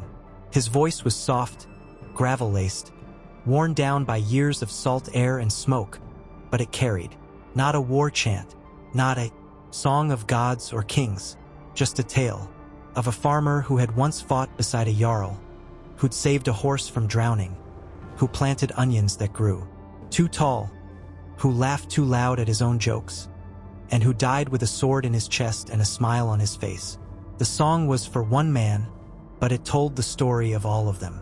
By the end, no one applauded. They just listened, their breath slow, their faces shadowed by firelight. The story settled over them like a blanket pulled gently across sleeping shoulders. Night returned, and with it dreams, not the wild dreams of rage or glory, but those strange, quiet dreams that come when the mind begins to soften. Again after being sharpened to a blade's edge. Dreams of home, of the sea, of old mistakes and younger days. Dreams that tugged at memory like a child pulling on a sleeve. One man awoke weeping. No sound, just tears sliding down his cheeks as he stared at the stars. Another awoke clutching his sword, still half in the shield wall. It took a full minute before his breathing slowed and he remembered where he was. No one mocked them. Everyone understood. In the morning, the camp began to stir with a different rhythm. Not mourning now, but movement, the kind that meant they were preparing to leave. Boats were checked, sails unfolded, oars counted, rigging inspected. The wounded were packed gently into the softest furs, given seats of honor near the center of the ships. The dead, those not burned, were laid in long crates, covered in pine branches and cloth. They would go home, or at least, they would go somewhere. A final ritual was held just before departure. The Jarl stood in the shallow water, barefoot, holding a bowl of salt and herbs. Each warrior passed before him, dipping their fingers into the mix and pressing it to their heart. A cleansing, not just of blood, but of fear, of guilt, of memory. When the last man passed, the Jarl turned and poured the rest into the sea. The ships launched in silence. Only the groan of wet wood, the creak of ropes, the hush of waves. As the coast faded behind them, no one looked back, but all of them carried something home. Not the gold, not the weapons, something heavier. Days later, when the longships reached their village, the people came out to greet them, wives, sons, brothers, elders. But they didn't rush forward. They watched first, scanning the faces, counting the living. And when the count fell short, silence followed. The warriors disembarked slowly. Some limped, some smiled. One or two carried a friend's belongings on their back. Children ran to their fathers. Wives clutched at sleeves. Friends hugged in silence. And all around, people looked for the ones who hadn't come back. There were no grand speeches, only reunions and absences. In the days that followed, the warriors began to tell the story. Not all at once, bits, pieces, over meals, around fires, while mending nets, while sharpening blades. This was the way it always went. The tale would grow in the telling, but never lose its heart. And those who had fallen, their names were carved into stone, into song, into memory. At the edge of the village, a new runestone was raised. Simple, tall, its base buried in snow. The rune carver worked, in silence, his chisel tapping steady rhythms that echoed through the still trees. At the top of the stone, a figure of a longship. Beneath it, names. And at the bottom, one final line, added by the Jarl himself, carved by his own hand. They stood, and they did not break. Chapter 8. Returning home. The oars slipped into the water like old songs. Familiar, rhythmic, silent in their own kind of music. Each stroke moved the ship forward, but slowly. Not because of wind or weight, but because no one hurried. There was nothing to flee now, nothing to chase. The battle was behind them, and ahead lay only time. For hours, they rode through the morning mist, breath clouding in the cold air. The sea was calm, just a low ripple, the kind that made it feel like they were floating through smoke. The coastline faded behind them like a memory, being swallowed by fog. The scent of blood and pine still clung to their clothes. Their hands still ached, not just from the fight, but from carrying, from dragging, from holding on. No one spoke. Even the Jarl, who usually sat at the prow, calling course or counting leagues, kept his eyes forward and his voice folded inside. Each man carried his thoughts like a stone in his chest, not heavy enough to sink him, but enough to keep his shoulders low and his gaze down. For every man who made it onto this ship, another had not. Their seats remained empty, their cloaks tied to the mast as markers, their blades stowed quietly, untouched. Some sat hunched, staring at the planks beneath their boots. Some leaned against the sides of the ship, watching the water with eyes half closed. One man sat with his head pressed against the handle of his axe, the iron cold against his cheek. There was no sound but the dipping of the oars, the stretch of wet wood, and the occasional cry of gulls circling far above. Even the sea seemed to hold its breath. A boy, barely into his 20s, clutched something in his hand. The cloth pouch nodded twice. He opened it only once, just long enough to see a few teeth, his brother's, and a bit of twine. Then he tucked it back into his belt and resumed rowing, the oldest among them. A man with hair like ash and fingers knotted by old wounds began humming softly. Not a song of war, something gentler, a cradle tune perhaps. It didn't rise above the wind, but it carried between them like warmth passed hand to hand. By noon, the wind picked up and the sail was raised. It snapped once before catching. The ship leaned into it like a horse freed from reins, and the oars were drawn in with soft wooden thuds. One by one, the men stretched their arms. Some lay back, others sat upright, watching the horizon. Somewhere, beneath the stillness, the knowing began to settle in, the knowledge that they had survived. Not just the wounds, not just the spears and blades and arrows, but the night after, the silence, the dreams, the weight of what they'd done and what they'd left behind. There was something unfamiliar about surviving. It was strange to see the sun again after so much shadow, to feel the breeze and not brace for a scream, to hear only gulls and not the shriek of iron against bone. One of the Huskarls dipped his hand into the sea and rubbed salt water over his face. He let it run into his beard and down his neck, a washing of sorts. Not full, not enough, but something. A man near him removed a ring from his finger and dropped it into the water. No one asked why. They didn't need to. Every man had his reason for letting go. The coastline began to rise slowly in the distance. Faint green ridges, pale clouds above that, and then the sharper lines, the posts of fences, the sloping rooflines of longhouses, the silhouettes of people standing like cairns against the sky. Still, no one stood. They watched in silence, the way you watch something sacred, as if looking too directly might break it. It wasn't just home. It was proof. Proof that they had made it through what others hadn't. Proof that they could still return to the things they'd left: wives, mothers, daughters, sons.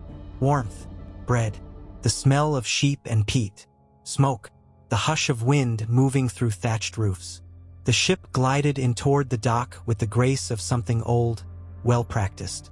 Ropes were thrown, posts caught, a creak, a soft thud, and then it was still. The men didn't leap to shore. They stepped down carefully, slowly, boots pressing into earth with a strange gentleness, as if touching ground again might wake something they weren't ready to feel. A woman cried out first, a name broken by tears, then footsteps, then arms, then noise. But still, many of the warriors held back. Some waited until the others had been embraced, had spoken. Some stood near the hull of the ship, unsure of what to do with their hands. Some watched faces in the crowd, searching not for joy, but for absence. One man scanned the gathering and did not find who he was looking for. His hand fell to his side and he stepped back toward the ship, sitting again at its edge. He didn't cry. He didn't speak, just waited there watching the wind move through the trees like it might bring an answer. For those who returned to arms waiting for them, the embrace felt different this time. Tighter, fiercer, as if both sides knew what had almost happened. Some wept openly. Others held their breath, as if breathing might end the moment. Too soon. Children touched blades with curiosity. Wives kissed cheeks stained with ash. Elders clapped shoulders and whispered names of the dead into the ears of the living. Inside the village, hearths were relit. Fires crackled with fat and pine. Stews boiled. Bread was torn. Mead poured from horn to horn. And the warriors sat, with aching legs and red eyes, letting the warmth sink into places the cold had claimed for days. Still, they didn't speak much. Even celebration, in its own way, must wait. Not because they were unhappy, but because their spirits hadn't caught up with their bodies yet. Part of them was still back there in the mud, the smoke, the blood. It would take time for it all to return home. That evening, a small gathering was held. Not the full village feast, but enough. Men who had not sailed brought gifts. Skins of honey mead, jars of fish oil, strips of dried elk meat. The wives and daughters placed wreaths around the doorposts.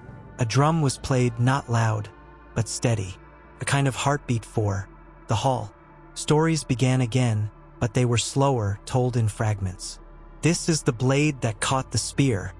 We held the wall longer than we thought we could. He smiled when he died. Some laughed. Some sat back with closed eyes. One or two left quietly, stepping into the night to breathe alone.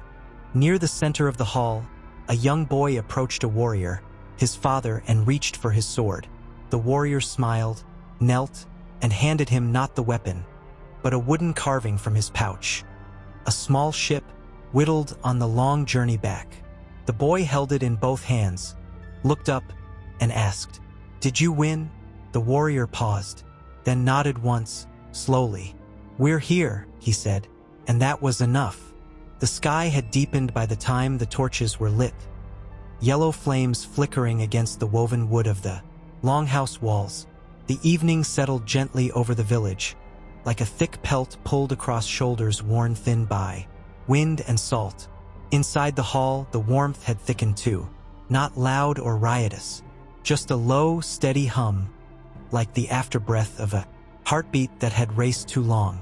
Most of the warriors had found their seats by now, not where they always sat, but where they had drifted. The benches were full. Horns of mead passed slowly from hand to hand. Platters of roasted fish, browned barley bread, salted lard, and cured lamb sat on the tables, touched but not devoured. Tonight, hunger was secondary. What they craved was something quieter, rest, the sense of not needing to stand watch, the knowing that nothing was moving. In the dark, one man dozed with his head resting on his arm, fingers still curled around a drinking horn. Another stared into the hearth, blinking slowly, as if waiting for something to speak from the flames. In the far corner, two warriors who had fought side by side leaned shoulder to shoulder, saying nothing. Their silence was familiar, like a song neither of them needed to finish. A small child crept between the benches, unnoticed at first, until he tugged at the hem of a warrior's cloak. The man turned startled, but then smiled. He scooped the boy onto his knee, where the child promptly fell asleep, tiny hands tucked against fur-lined leather. The boy's mother watched from across the hall, eyes wet but calm. She said nothing. She didn't need to. Outside, the wind shifted, a soft, steady push through the pines. Smoke danced into the dark sky, carrying the scent of cedar, sweat, and fat. Somewhere near the edge of the village, the ravens called. Not sharp this time, almost lazy, as if even they had grown tired of screaming. Later, when the food was cleared, the Jarl stood. No fanfare, no rise of horns, just a quiet turning of heads, one by one, until the room fell into hush. He didn't speak right away. He looked at them, each face lit by firelight, marked by soot and time and something deeper. "You've all come back," he said. "Some of you are broken. Some of you are holding pieces of others." He paused, swallowed, and added softly, "Some of you haven't come back at all." "Not really." A murmur moved through the room. Not disagreement, not grief, just the shared sound of understanding. "But you are here," he continued, "and the hall is full." He held up a carved bone pendant in the shape of Mjolnir, Thor's hammer. "This was taken from the neck of one who fell.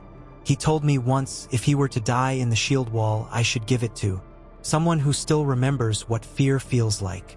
The Jarl turned and walked toward one of the younger men at the edge of the fire circle, still bandaged, his hands trembling slightly as he clutched a mug. The Jarl knelt and placed the pendant around his neck. "No shame in fear," he whispered, "only in forgetting it." The hall stayed quiet even after the Jarl sat back down. It wasn't a moment that called for clapping or cheer. Just breathe, just presence. As the night deepened, the stories began. Not the bold tales of poets, not yet. These were smaller pieces. Before the first clash, I saw my brother whisper into the dirt. I watched a man fall with a smile on his lips. My axe. I thought it would slip from my hands, but it didn't. It stayed. The words came slowly. Some stopped mid-sentence. Others trailed off entirely. But each fragment was held by those who heard it, not corrected, not questioned, just heard. One old warrior recited the names of every man he'd fought beside that didn't return. He closed his eyes after the last name. No one spoke while he breathed. Outside, the fire pits burned low. The sky had scattered its stars across the black like a hunter spilling silver. Frost traced the edge of the fences. Horses stirred in the distance. And still, inside, no one moved to leave.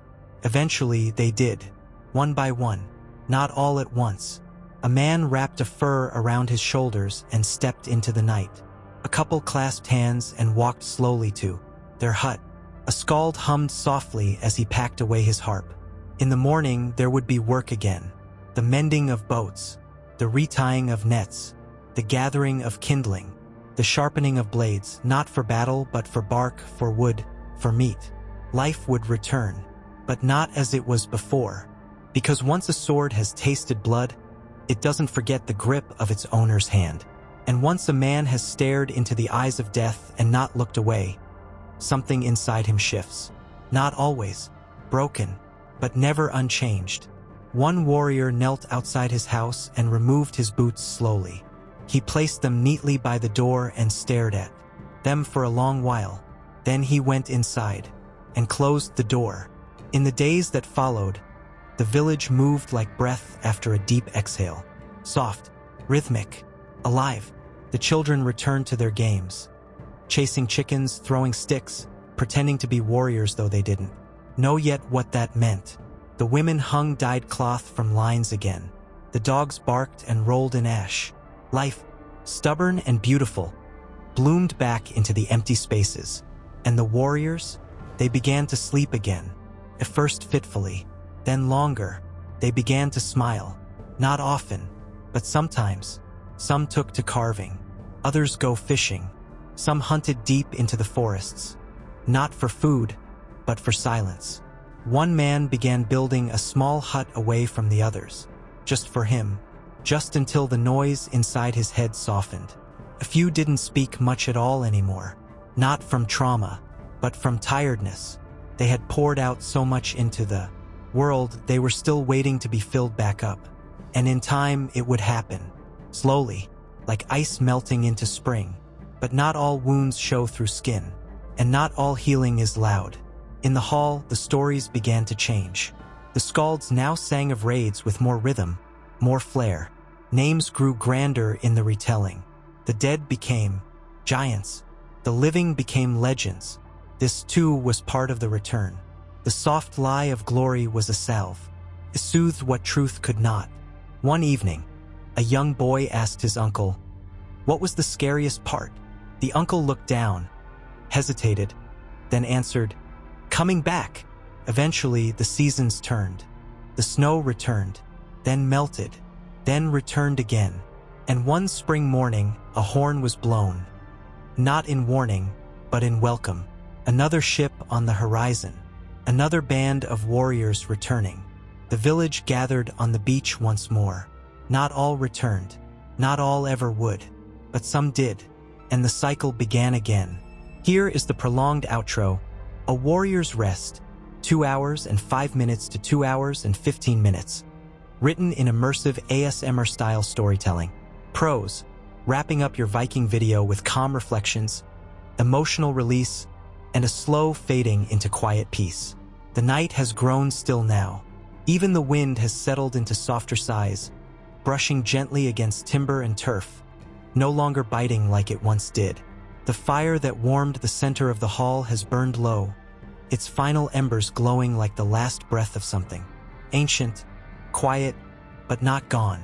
A slow pulse, steady and fading. The warriors, once restless and sharp as blades, now lie beneath layers of wool and fur, some on benches, some on mats of woven straw and hide. All of them turned toward the warmth, toward the center, as if even in sleep they still know where the fire lives. One by one, the sounds have vanished. First the boots, then the bowls, then the voices. Now, only the gentle creak of the longhouse frame remains, wood expanding and sighing, wind slipping through. Narrow seems like distant breath. Somewhere in the rafters, a bird shifts its feathers and tucks its head beneath its wing. A warrior's hand, scarred and calloused, rests open beside his head. Not gripping steel tonight, just resting, fingers curled softly as if holding a dream. Another breathes deep and slow, the sound of his lungs matching the rhythm of the waves that once rocked his ship. His beard rises and falls with each inhale. His brow is calm, no battle in his sleep tonight. Outside, the stars blink softly above the pines. The sea is quiet, no sails out there now, just the endless black velvet of night stretching across the horizon like a cloak drawn gently over the world. And the storyteller, me. I sit in the dark now too, voice softer, slower, faded like a memory you can feel more than.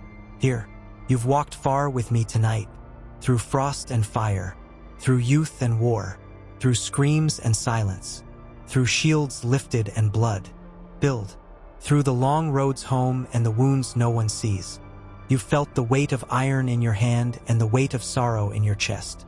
And now, like them, you rest, because even the fiercest blade must be sheathed. Even the strongest arm must lower. There is no glory without rest, no honor without sleep. And tonight we let go. Maybe you're lying on your side now, wrapped in blankets like furs, eyes just barely open. Maybe the room you're in has its own kind of fire, a lamp, a candle, the hum of something warm. Wherever you are, you've made it here, to the quiet, to the soft dark, to the end of the story. And as the last crackles of the hearth settle into silence, and the Norse lullaby begins to drift like mist through the trees, I leave you with one final whisper. The sea is calm now, the sword sleeps, the warrior breathes, and the long night, at last, is kind. Good night, Skal, and thank you for staying all the way to the end.